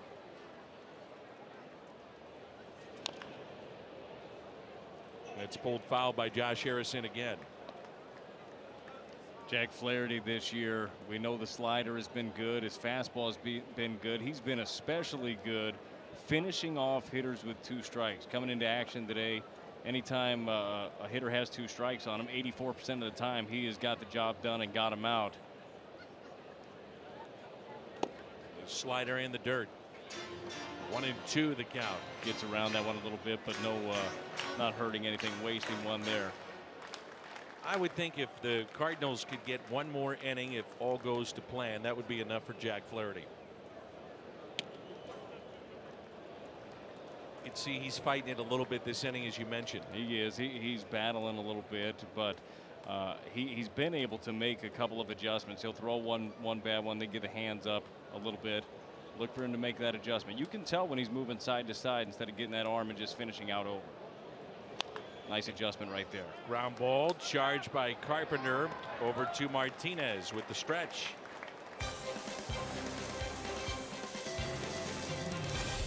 (4-1) our score.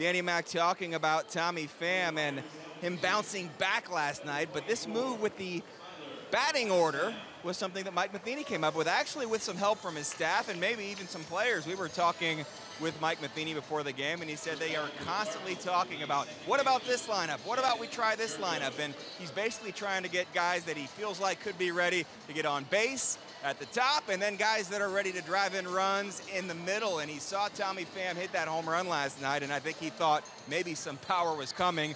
Although he got Matt Carpenter to lead off, and he drove in the runs. But whatever the end result is, it's working, this shakeup. Guys, you see this all the time. Mixing things up, sometimes that's all you have to do.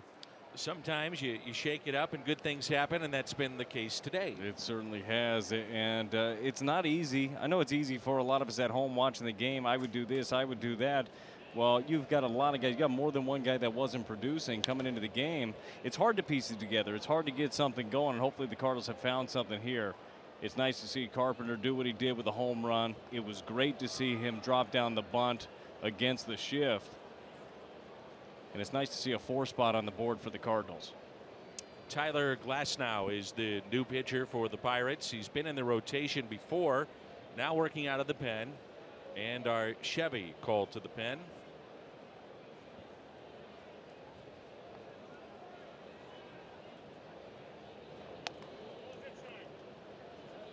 If you just tuned in around Major League Baseball, you'll see different looking uniforms to celebrate and commemorate Memorial Day as you get a look at the Hyundai pitch arsenal. Once again, it is a holiday in which we remember the people who died while serving in the country's armed forces. Often it's misinterpreted, misrepresented, but that's what it's all about. And a swing and a miss by Jed Jerko.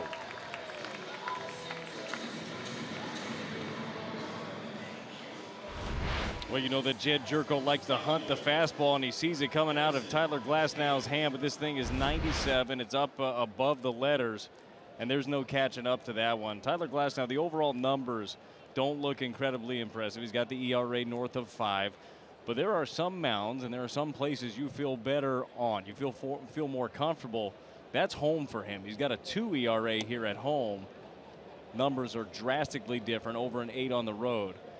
But we've seen him as a starter, now seen him out of the pen. He's got that high-octane fastball. He's got a good breaking ball. I don't know what the future looks like for him. I don't know exactly where he's going to slot in, but I know he's a big-time arm.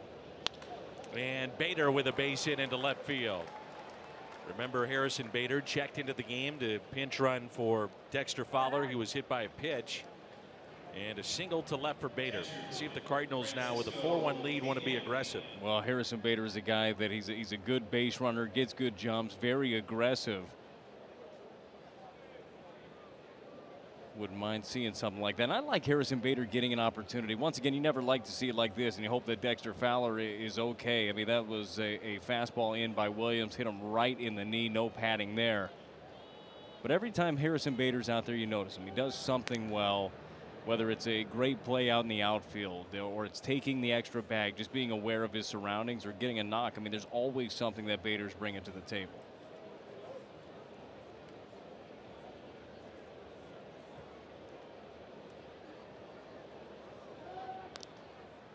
You know, you brought up an interesting point that I want to take a little bit further. Brad Thompson is our analyst today. I'm Dan McLaughlin. Jeremiah Johnson is our field reporter. But you were a guy that made a living for the most part in pro baseball as a reliever. And here's the first pitch to Pena. Bader is running and it's hit out of play.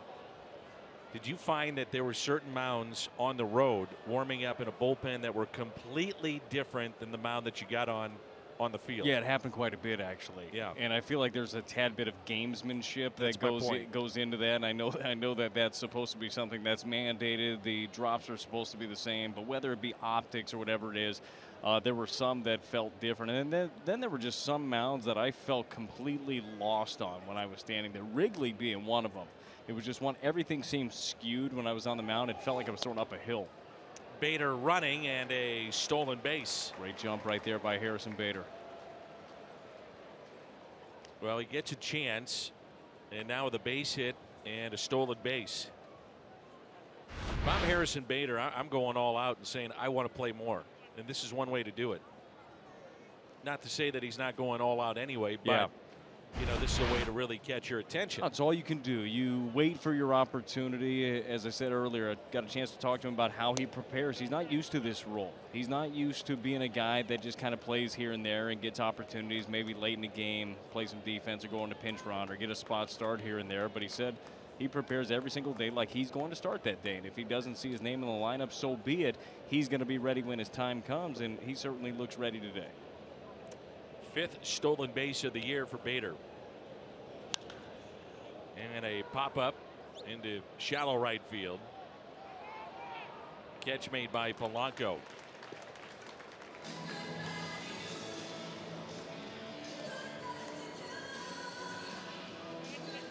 So with 2 outs, a reminder that the Phillips 66 ticket vouchers are back.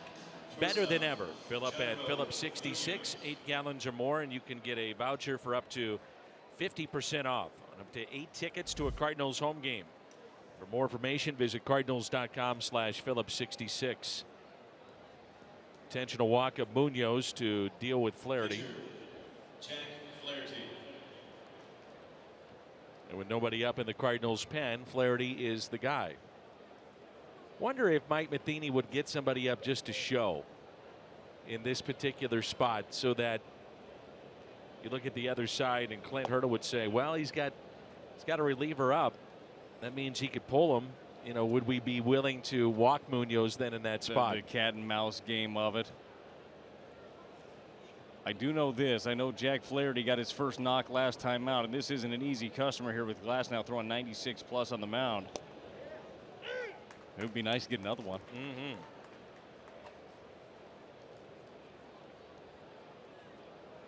Because the way Bader runs over at second, you know he'll get a good jump. And the 1-1 fouled back, good cut.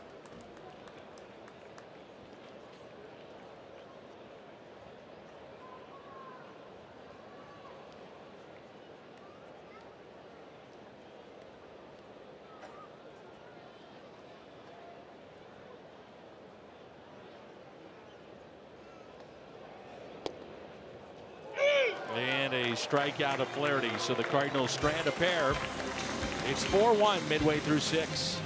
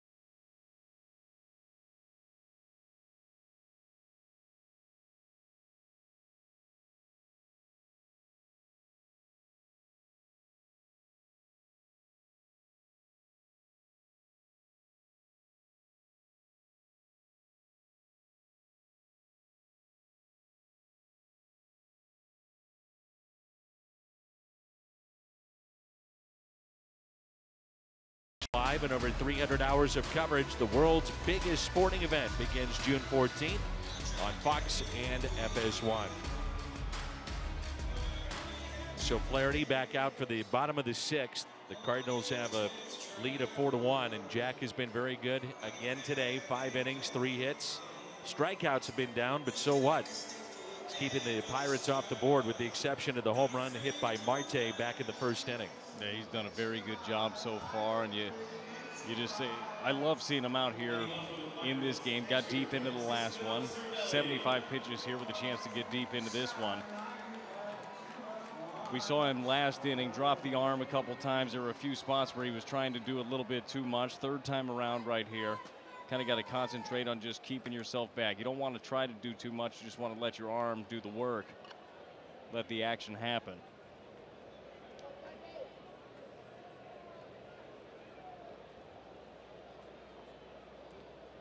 So Cervelli is 0 for 1 with a walk.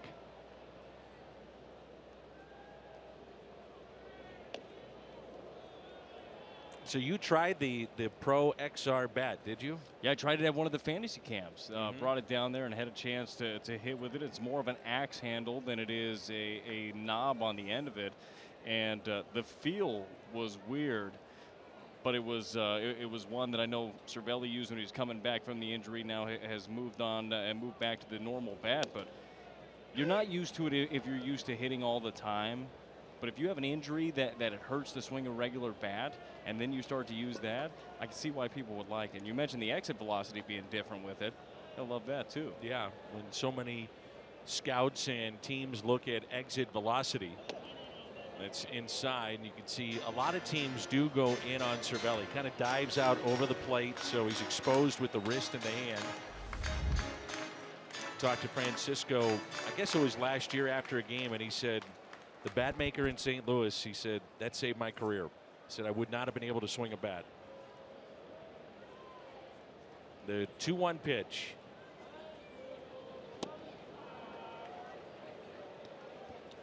Tell you right there, 2-1 pitch after you've missed arm side twice.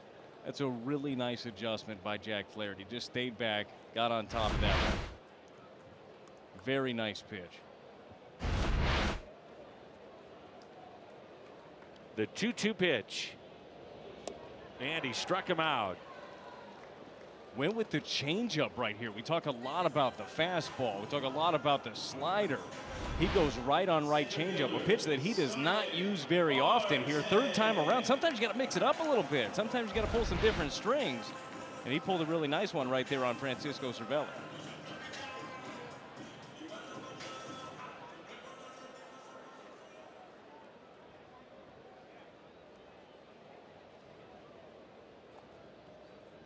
And with one out, it's tap foul by Marte. My partner mentioned before our first pitch, he said, you know, these kind of start times in Pittsburgh, I've noticed shadows really do become a factor. Now, we have not had a lot of sunshine today, but that changes at least for the moment, and there are shadows that become a factor for the hitter. Yeah, it's just something you lose the ball for a little bit. Now, it's about halfway. It's not right in front of the plate currently, so it makes it a little bit better. But any little boost you can get as a pitcher, if you lose that for a second, especially as tight as Jack Flaherty's slider is, if you can't pick that up halfway, well, you're going to be committed and it's going to be too late.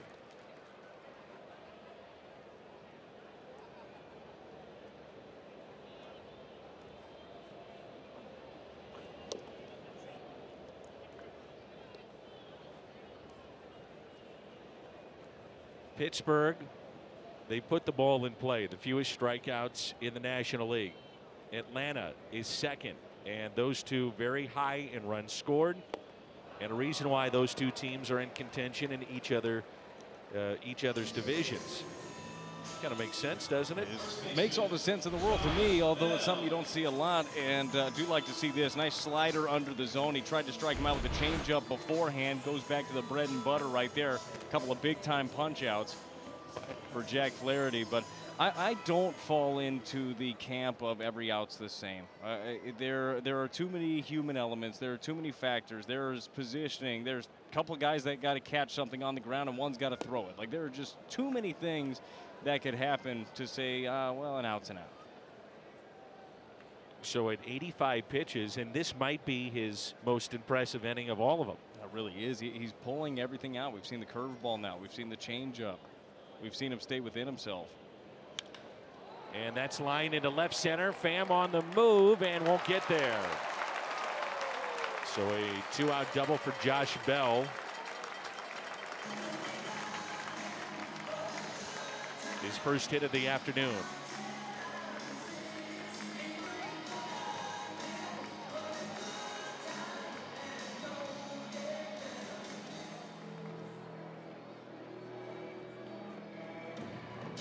Fielder, Corey Dickerson.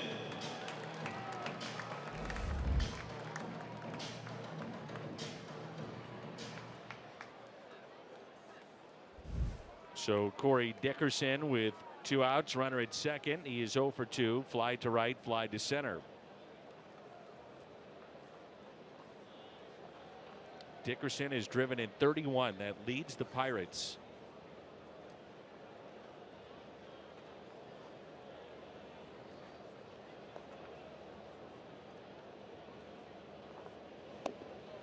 And the first pitch, a ball. Cardinals have the top of the lineup looking ahead to the 7th inning, and more than likely the final inning for Jack Flaherty with activity in the Cardinals pen.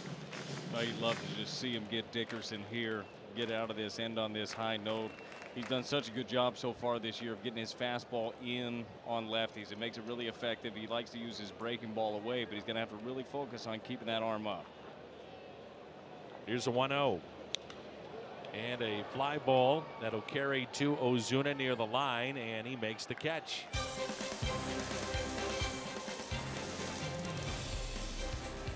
Flaherty is through 6, 4-1.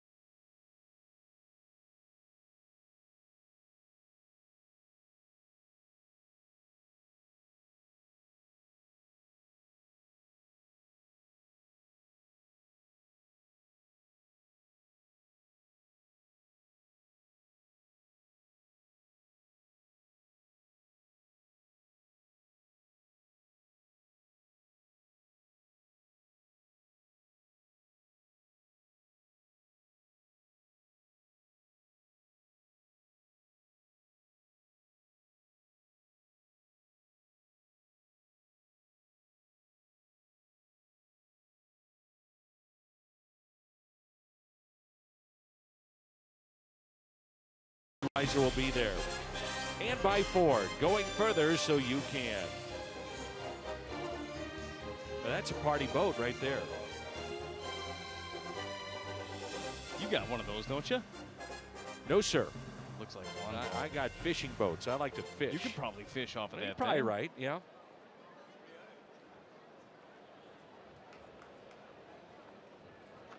More than likely the final inning for Jack Flaherty. Tyler Lyons throwing in the Cardinals' pen, and here's the top of the lineup in Matt Carpenter. 4-1 our score. Carpenter 2 for 3 with a home run and a single. This is the Gateway Honda home run inning. Cardinals hit a home run. The Gateway Honda dealers donate $1,000 to the Make-A-Wish Foundation of Missouri.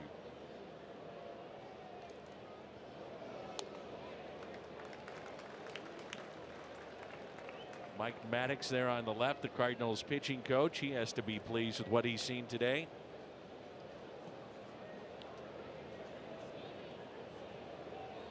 After tomorrow, we'll be in Milwaukee. And one of those games will be started by Alex Reyes. We hope to have that for you on Fox Sports Midwest. I think there'd be some people interested in that start. What do you think? Woo. You already got a chance to see it in 2016. The incredible arm, and there was a lot of buildup. Well, there's buildup again with the numbers he's put up in the minor leagues on his rehab.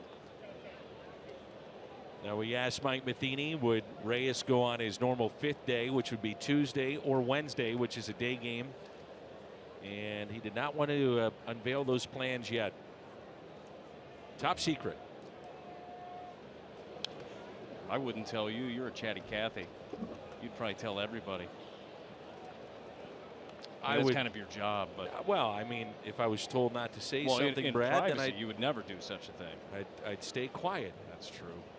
But if we were on the record, I would report what I know. Well, you know there are a lot of different variables, but they're excited to get him back too.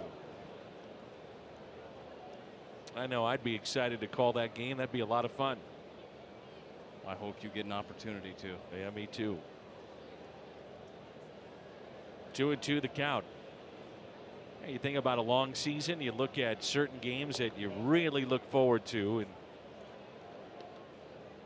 in terms of 2018, that'd be probably right now at the top of my list. Well, in the rehab process, and he was pitching in extended spring training before that, but in his 4 starts that he had in games this year, 44 punch outs in 23 innings. There's a lot to be excited about. Carpenter with a fly ball that's tailing towards left, and Dickerson with the catch. I'll give you the game that I love maybe more than anything outside of a clincher. Okay. And I'm talking regular season play. From my perspective, my position of sitting up here. Day game after a night game. I don't mind those. Okay. Players don't generally like those. I am a huge fan, as are many, of opening day. I never get sick of opening day. How could you? There's so much build up to it anyhow. You're excited about it. And then it's different in St. Louis, as you know quite well. You've done a few opening days now. This one was, I think it got overlooked a little bit. But we basically, I don't have anything to do once the players are introduced and the Red Jackets and the Hall of Famers. This is Jose Martinez. But I specifically this year watched Lou Brock. And Lou, everyone knows about what he's gone through and the complications that he's had physically, but he walked out to his spot among the Hall of Famers. And then they had a chair for him if he wanted to sit, and he didn't do that either. And I just thought, I was emotional watching it. I thought that's Cardinal baseball, man. That's as good as it gets. Well, and you know that as great as Lou is and as great as the moment is for you, like he feels that energy as well. And like he loves being there and loves being a part of it. But it is fun to see that, and it's just special. St. Louis has it like nobody else does.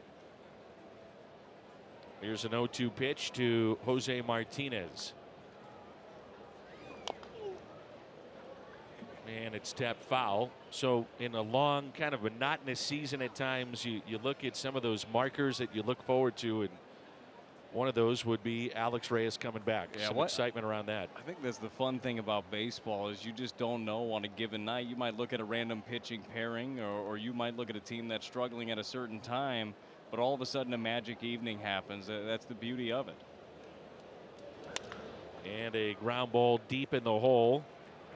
Mercer not in time. Hustling down the line, Jose Martinez for his 3rd hit. Center fielder, Tommy Pham.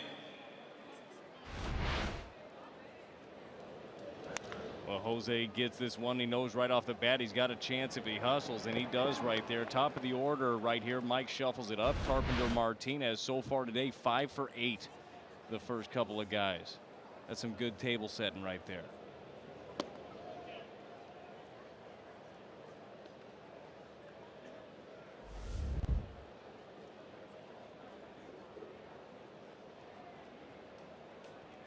And you know Alex Reyes is going to be so fired up that night. Or that day, we don't know. Could be game 2, game 3. Anytime he goes out, in the nature of Major League Baseball now, I was telling someone, I can't remember who it was somebody in the media here the last couple of days. I said, we will see, in my opinion, I could be wrong. I've been known to be wrong. That's bobbled just a bit. And out at first. The point was a doubleheader one way, or a no-hitter one way or another. Just the way it's been this year. Time to stretch, and it's 4-1.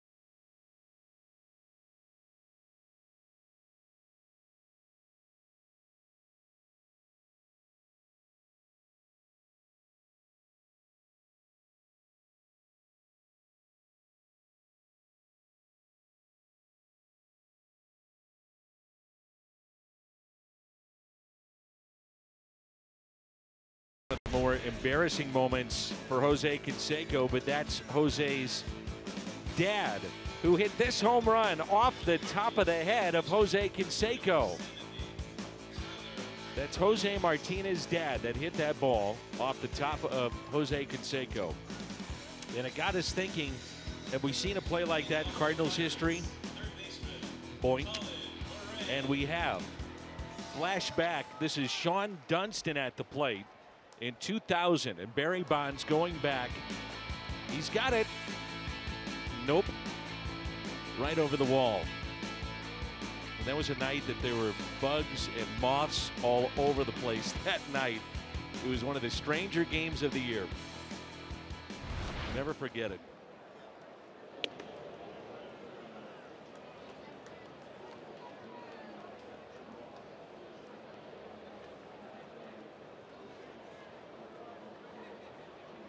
You look at the swing, by the way, of his dad. Eerily similar. Looks very similar. How they run, how they swing the bat. Tyler Lyons now into the ball game. Chevy called to the pen. Well, you got a couple of lefties up, and you have Tyler Lyons back, and you want to get him right back into it. This back end of the bullpen has been in flux. Bud Norris has been the guy in the 9th inning, but the bridge to him has been tough to get to. Lyons ran into some issues before he was on the DL. Didn't have that good snap on his breaking ball. Last year, he was a guy that you could go to in any spot. You felt really comfortable, whether it be multiple innings or to get that one tough lefty out. But it's when he has that breaking ball going, and hopefully the stint on the DL got it back for him. How about Jack Flaherty has held the opposition now to 1 run in 4 of his 5 starts. Base hit into center. You just want to see that sharp break from Lyons. And there was that breaking ball right there, but it hung up there middle of the zone.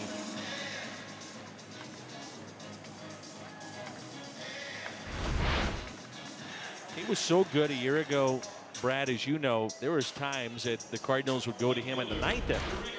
And felt great about it. Yeah. Say, all right, well, go ahead. When you got the hot hand, you ride it, you put him out there, and he can be that. And hopefully he gets back to that form again. All about getting that tight spin again on that baseball. So now it brings in Polanco. Spins away from a pitch. Got a lefty here, and then Jordy Mercer. They have used a lefty off their bench in Fraser. They have 1 more left, and that's Austin Meadows. And 3 from the right side, which includes former Cardinal David Freese.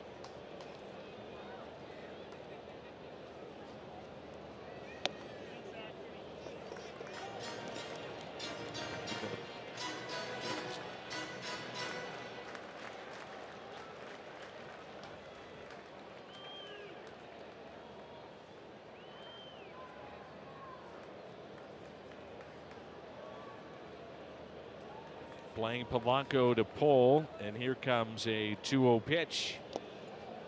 It's in the dirt, gets away from Pena, and advancing to second will be Moran.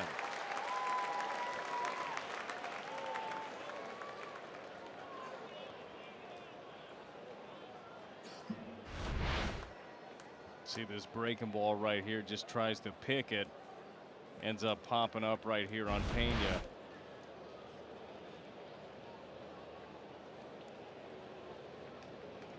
Here's a 3-0 pitch.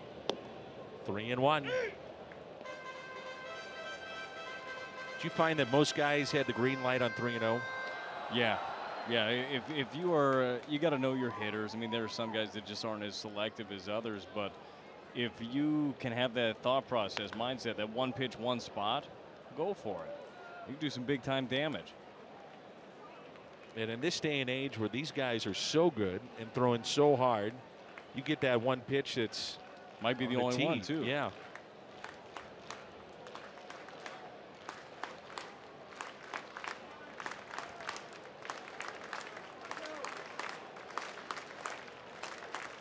Here's a 3-2 pitch to Polanco. Comes back to get him, and he struck him out.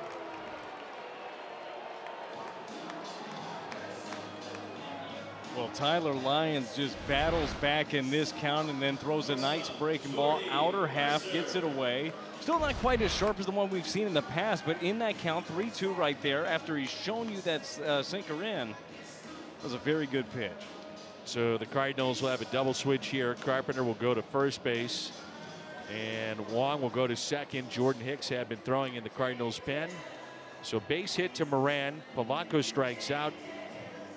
And the Cardinals will turn it over now to the flamethrower Jordan Hicks. It's 4-1 as we step aside.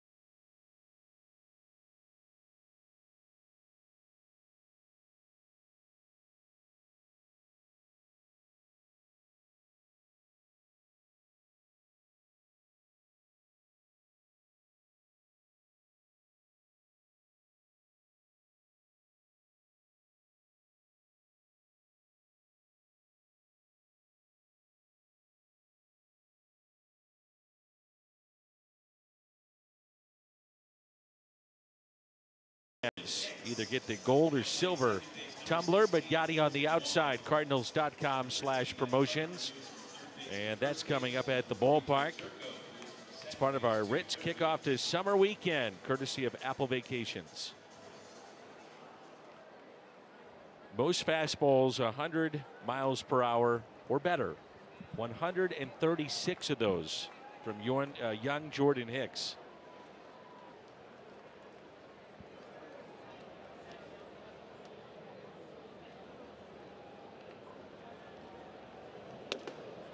Hardest you threw would be 93, 94. Let's just watch the game, Dan. A lot of action going on in front of us here.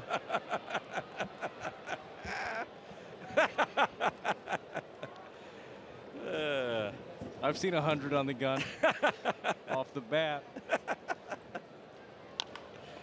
Jordy Mercer puts it in play. Hicks steps and throws.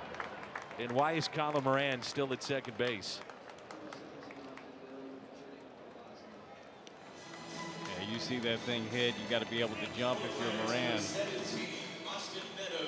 Only thing I can think of is he thought it maybe was a foul ball. Yeah.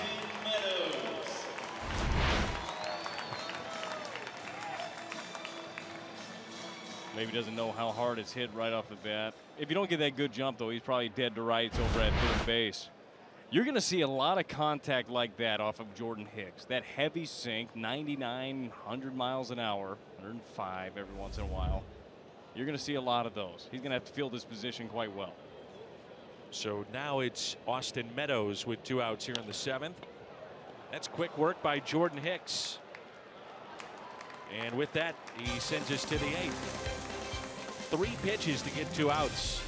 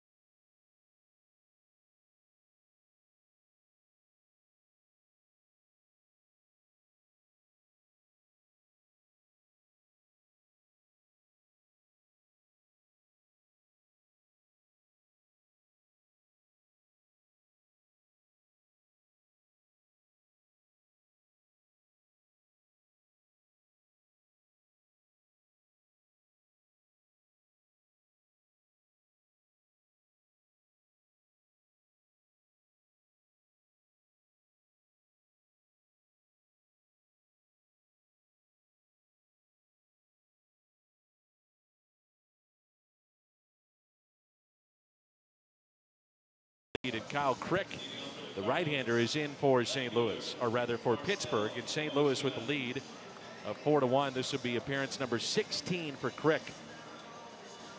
Worked a scoreless ninth inning last night. He has 17 strikeouts in 14 and a third. The Cardinals have Ozuna, Jerko, and Bader. Bader came into the ball game after Dexter Fowler was hit by a pitch. We have not gotten word about his status, but hit directly on the knee. Hopefully he's all right. They had to get helped off the field. That is not a comfortable one. I mean, even if you take a glancing blow sometimes right there on the knee, well, that thing hit him dead square. You hope he's all right. Here's a 1-0 pitch to Ozuna and a base hit into right field.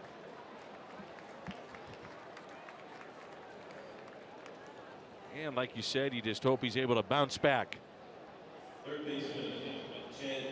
Just a crossfire right there by Williams. There's no way of getting out of the way of that one. I mean, that was just coming right at him.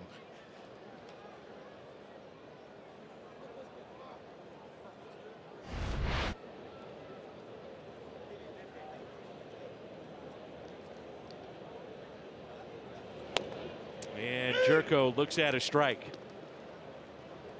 Well, Kyle Crick likes his fastball quite a bit. Jed Jerko likes to hit one. This could be a nice little pairing.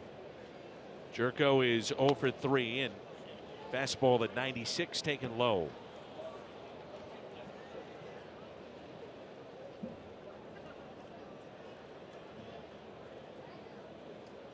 Nope.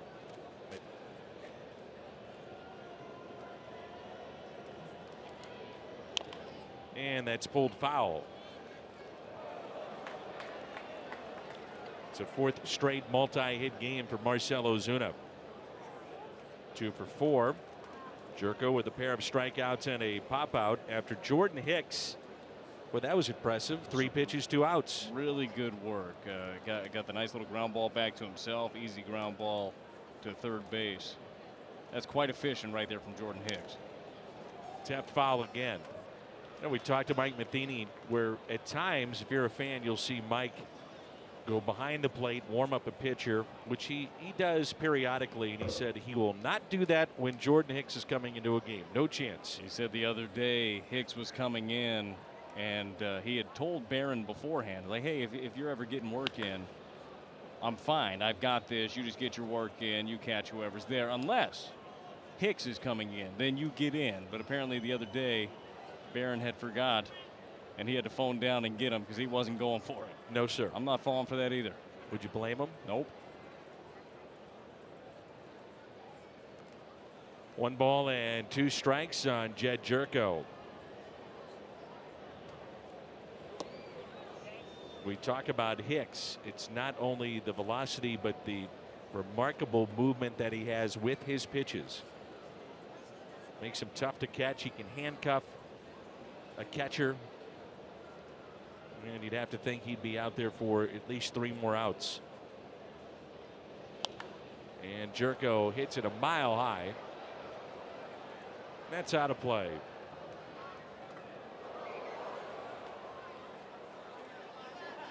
Our crowd today is 22,133. 22133.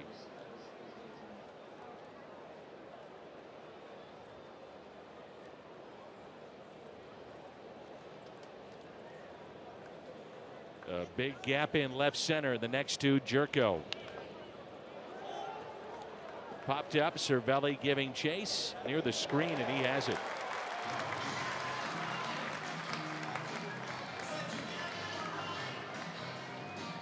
Let's check in with Jeremiah Johnson. X-rays on Dexter Fowler's knee were negative. He will be reevaluated tomorrow, officially listed as day to day. But aren't we all? It's a good point. It's great to hear, though, that those X-rays are negative. You never like to see that. You never like to see somebody be helped off the field. That's a rough place to get hit.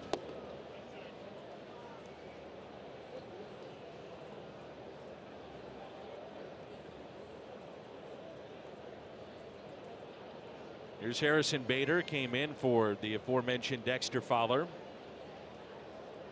That was in the 4th inning. Cardinals at that point loaded the bases up. Pena got a sac fly and RBI, and then Munoz an RBI hit, and the Cardinals have a 4-1 lead.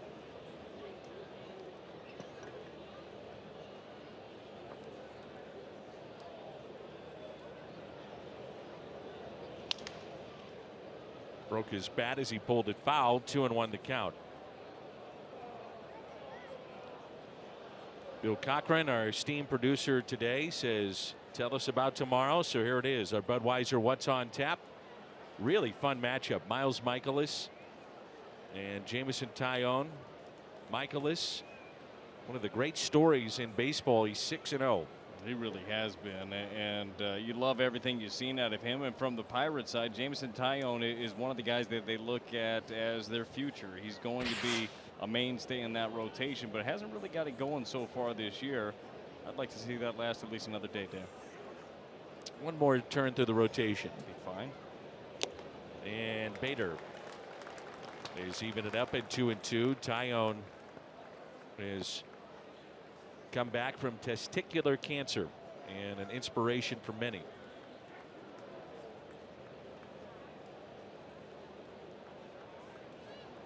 2-2 the count.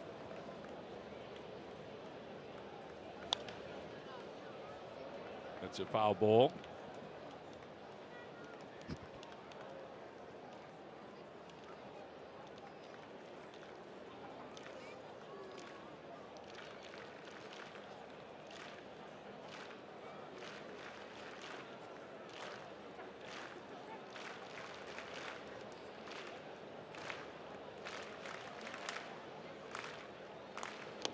And a swing and a miss.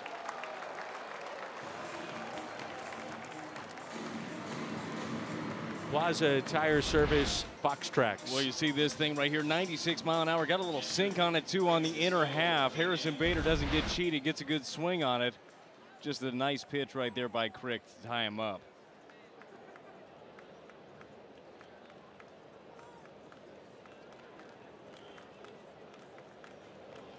Now Pena.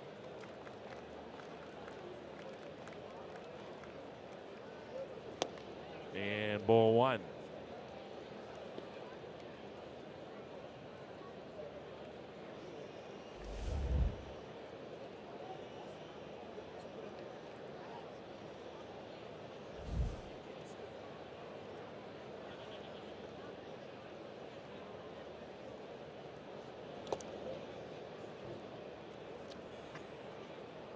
Two balls, no strikes.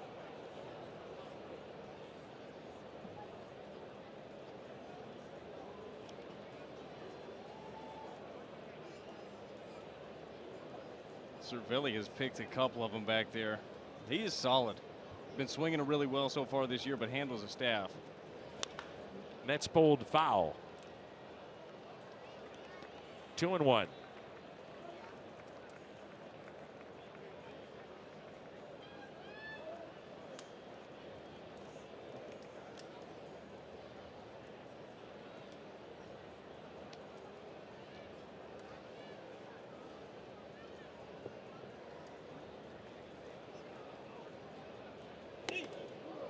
Three and one. Well, it went from two balls, no strikes, to 3-1.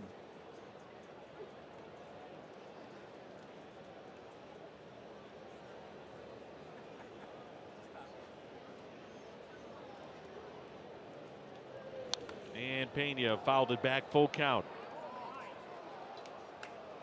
The top of the lineup coming up, looking ahead to the bottom of this 8th inning. Aaron Nola, by the way, had a no-hitter through 6 2/3. Eventually that was broken up. Philly's young gun that the Cardinals got to on Sunday. Seems like there's a no-hit alert every other day. Yep. That's what I mean. That's the direction of baseball.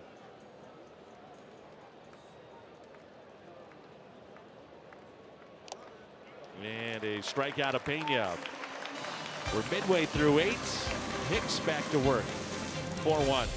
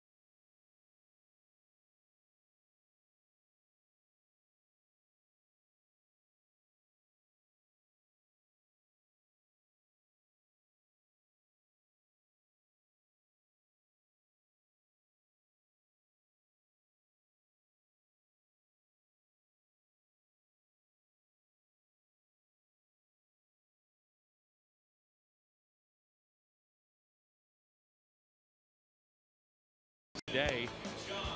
Wasn't quite as overpowering as his last start, but boy, it was good yet again. It was good, and he was able to finish strong. You could tell in the 5th he was starting to lose it a little bit. He comes back in the 6th inning, bounces back really well, punched a couple of guys out in that one. Just another fantastic outing for Jack Flaherty. So now he'll deal with Harrison, Cervelli, and Marte. The top of the lineup. He had 3 pitches last inning to get 2 outs. 101 on the gun. Remember when that was exciting like a week and a half ago? Yeah, When you saw 101? I want 105.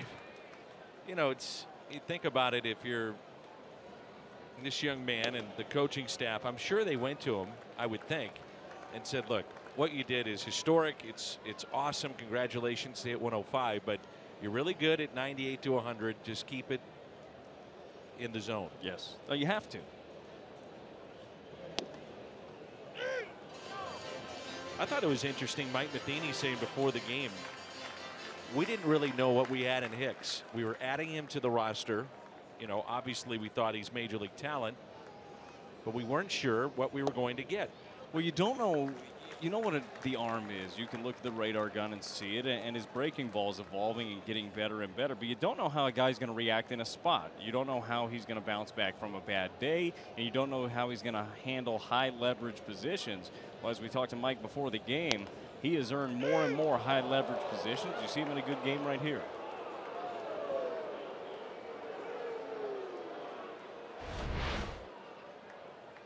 Hicks going with the fastball here, catches the corner at 98. Had a good pitch at 99 down the way. And it's hit on a hop to Colton Wong. Comes back to get him, and that's the first out.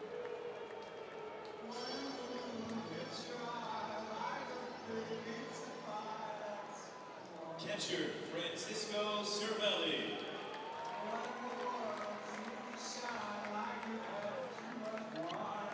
Here's Francisco Cervelli. And I know it's kind of belaboring the point, but there's so many guys that throw 95 or above now in the game. Starters, relievers.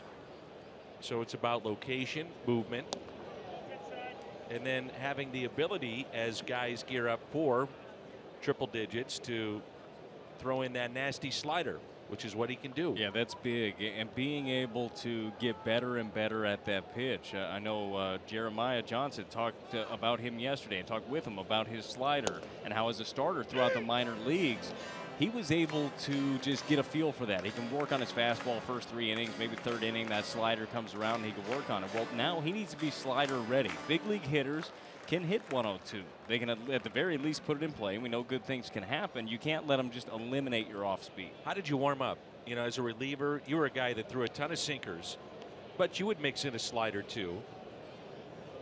And there it is, this slider and a nasty one. How do you warm up? First of all, that was a great pitch, and your job right off the bat, you're just getting ready to throw. I mean, you have to just rock and fire. Very nice breaking ball right there. Starts at the hip and breaks it over for a strike. But you want to be able to get a feel for it. Goes with another one, and it's over Colton Wong, and a base hit into right field. Just a little bit up in the zone right there. Cervelli's already proven in this series he can go the other way very, very well. But you want to be able to be breaking ball ready out of the bullpen. There is no, there's no time to get a feel for it. You got to have 2 pitches at the very least that you want to be able to go to. So if Hicks gets to the point where he can come into the game and his first pitch can be a breaking ball for a strike, well, that's going to throw off the opposition quite a bit when they've geared up for 101 and puts them in the back of their head. Here's Starling Marte, who is homered and also has an infield hit. I think that's going to be the pitch right there against Marte. Being able to throw that fastball, tie him up inside a little bit. Coming into action today, Marte, and he just came off the DL today, but Marte was hitting 387 on off speed against right-handers. So he handles those well. I think you can tie him up with the fastball a little bit, maybe get another ground ball. Tough customer to double up, but you can get in there. He had a walk-off hit against Hicks earlier this year against the slider. And he just poked it into shallow center field, and the Pirates had come back and won a game on a Friday night, which looked like the Cardinals were going to run away with. 1 ball and 1 strike.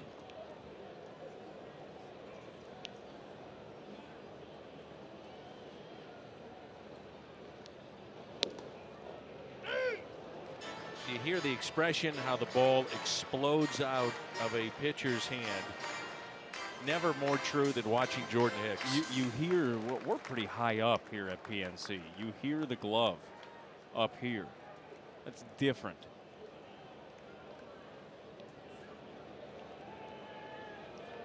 Here's a 1-2 pitch to Marte. And a high chopper to third. Jerko has to hurry, and he does. Good play.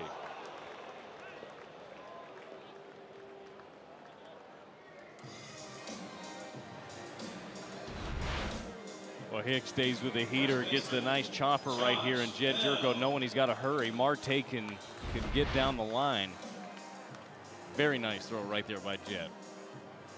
So runner at second brings in Bell.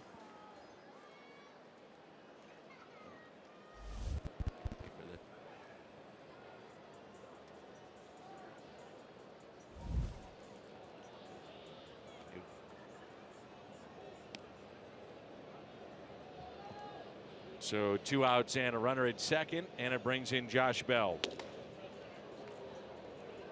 103 on the gun.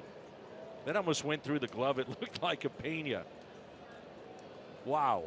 It's hard. And Mike Matheny was talking to us about the velocity, how you handle a guy like that. If it's in front of you and it's where you expect it to be, you can manage it. But when you have that tail, and especially if one rides up in the zone, it makes it very difficult. And a grounder that's hit to Wong. Nice work by Jordan Hicks to record 5 outs in this game. No runs allowed. 4-1 our score as we head to the ninth.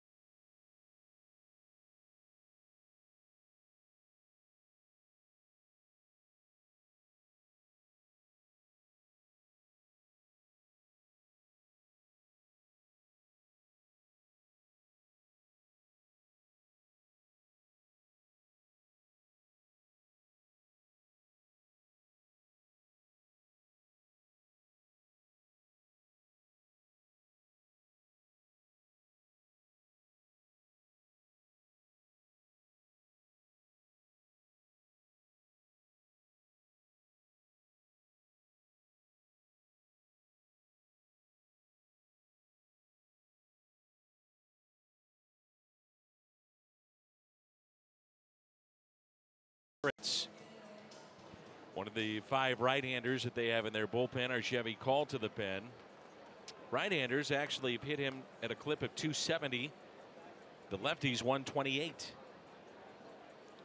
No walks in his last 9 appearances. So Munoz leads it off, and then we'll see a Colton Wong, who's part of the double switch. Then Carpenter. Munoz on the first pitch, a ground ball that's hit to third.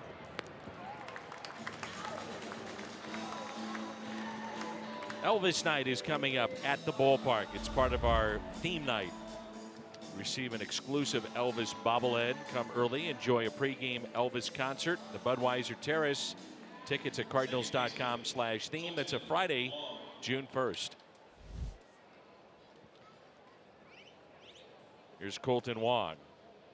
Bud Norris is throwing in the Cardinals pen.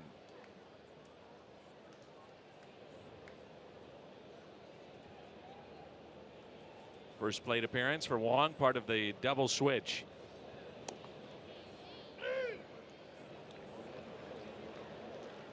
Often overlooked was a .285 average last year out of the Cardinals second baseman. Put together a fairly solid year. It really was. In the dirt. And you know this season hasn't gone exactly like Colton Wong has expected it to go. We expected to hit 284, 285 last year. But you like this. Boom, boom, boom. Ow. Hand-eye coordination still money. And that pitch is popped up.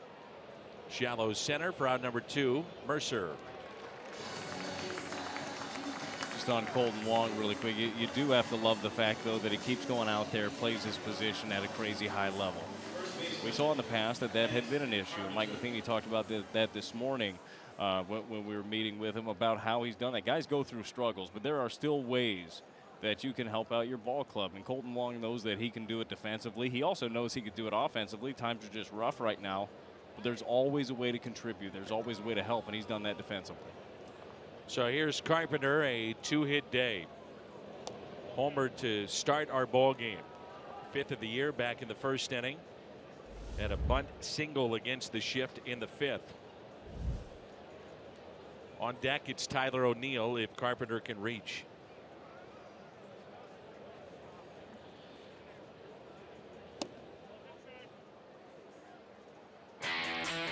Back in the first, one swing, 1-0.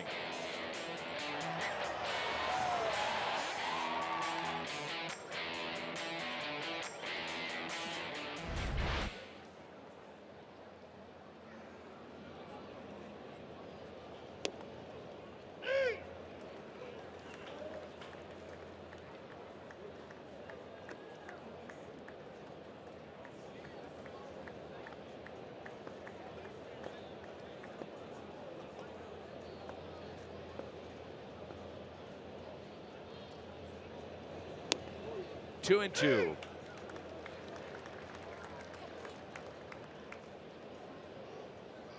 The fan in the background really the edge of his seat.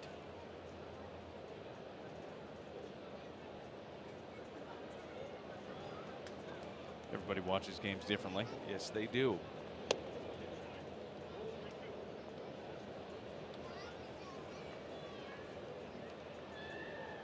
Three and two on Carpenter.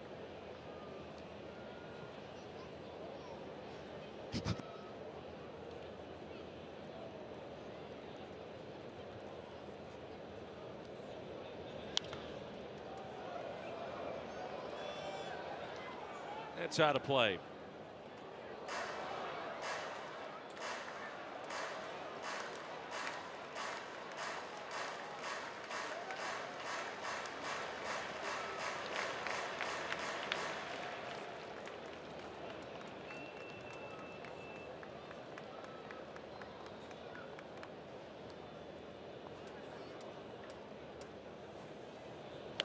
And he chased a pitch up. He strikes out. Sends us to the bottom of the 9th. And Bud Norris is ready to roll when we come back.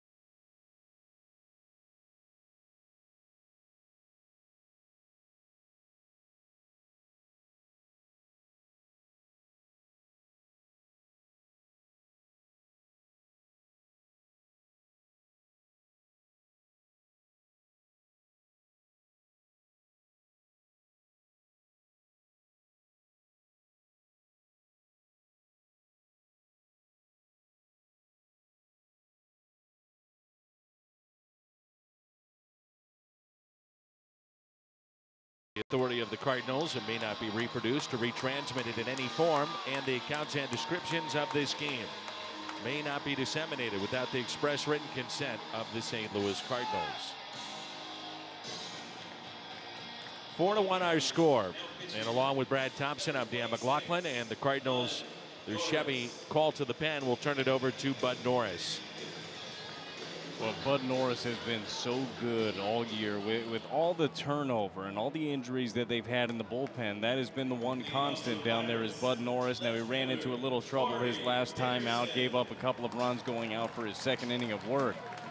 But he's ready to rock. I mean, this has been, it's one of the better pickups the Cardinals have had in a long time.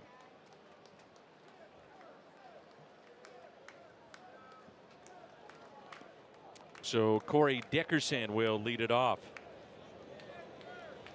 Dickerson, Moran, and Polanco.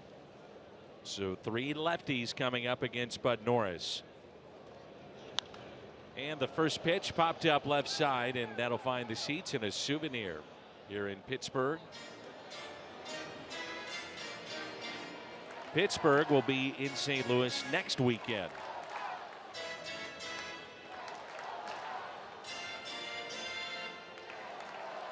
It's always important, first pitch strikes, but magnified late innings. You want to be ahead. You don't ever want the hitters to get in a count where they feel like they can just unleash. I know you got a 3-run lead right here, but we've seen how fast those can go.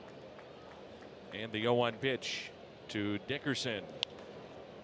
Now 0-2, or will it be caught? Yes, it will, as Munoz makes that play. Lefties come in hitting 174 against Bud Norris. He's got 33 strikeouts, 7th among National League relievers.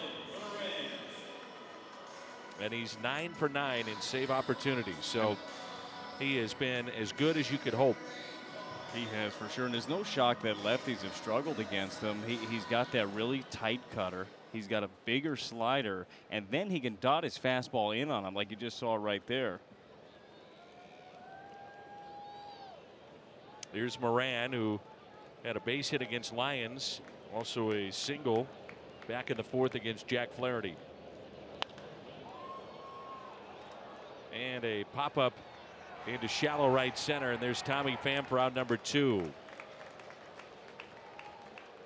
So the splits for Bud Norris, and this would be nice for him as the Cardinals go right back at it again tomorrow. If there's a save opportunity to have a quick, efficient 9th inning. He's only had 3 pitches to get 2 outs. Jordan Hicks was efficient before him. Only took a couple of pitches to get his first 2 outs. They got 3 more ground balls in the 8th. You're right, if you can get him here, you got to like that. There were a few guys down in the bullpen. You're still trying to figure out roles, but you know you trust Bud Norris in the 9th. Hicks has grown into that role, so if you can utilize them again tomorrow to clinch a series, all the better. All of a sudden, your flight to Milwaukee feels a lot better.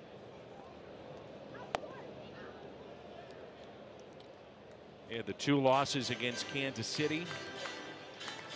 That to me was probably the most disappointing series that we've seen so far. A Kansas City team that came in with 14 wins or so.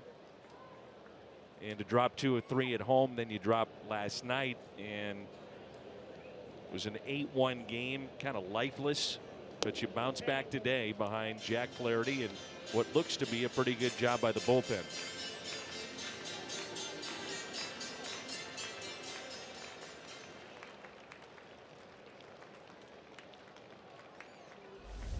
But still 1 out to go.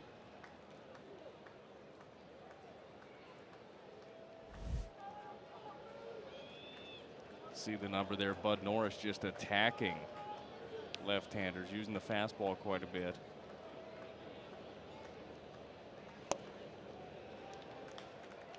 Three and 0.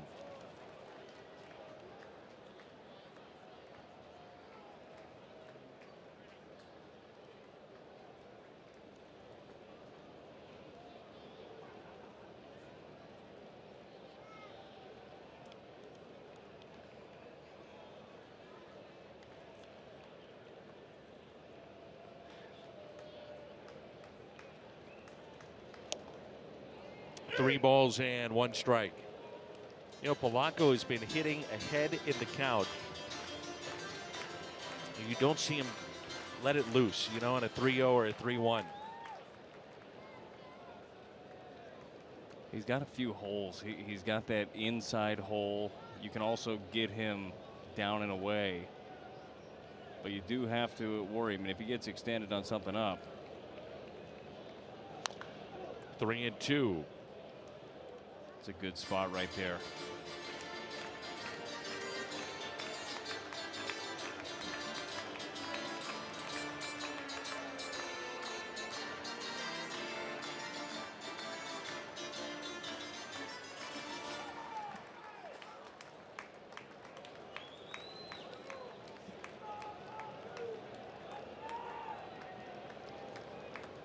Trying to finish off the Pirates here in game 2 right here.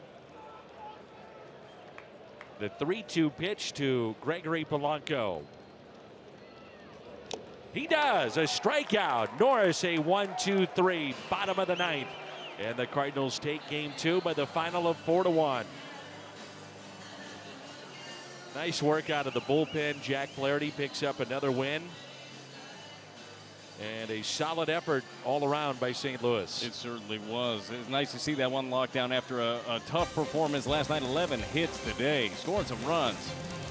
Gotta love it. It's off to the post-game show. Missouri Lottery Cardinals live. Hongo and Jim Hayes standing by. 4-1 the final here in game 2.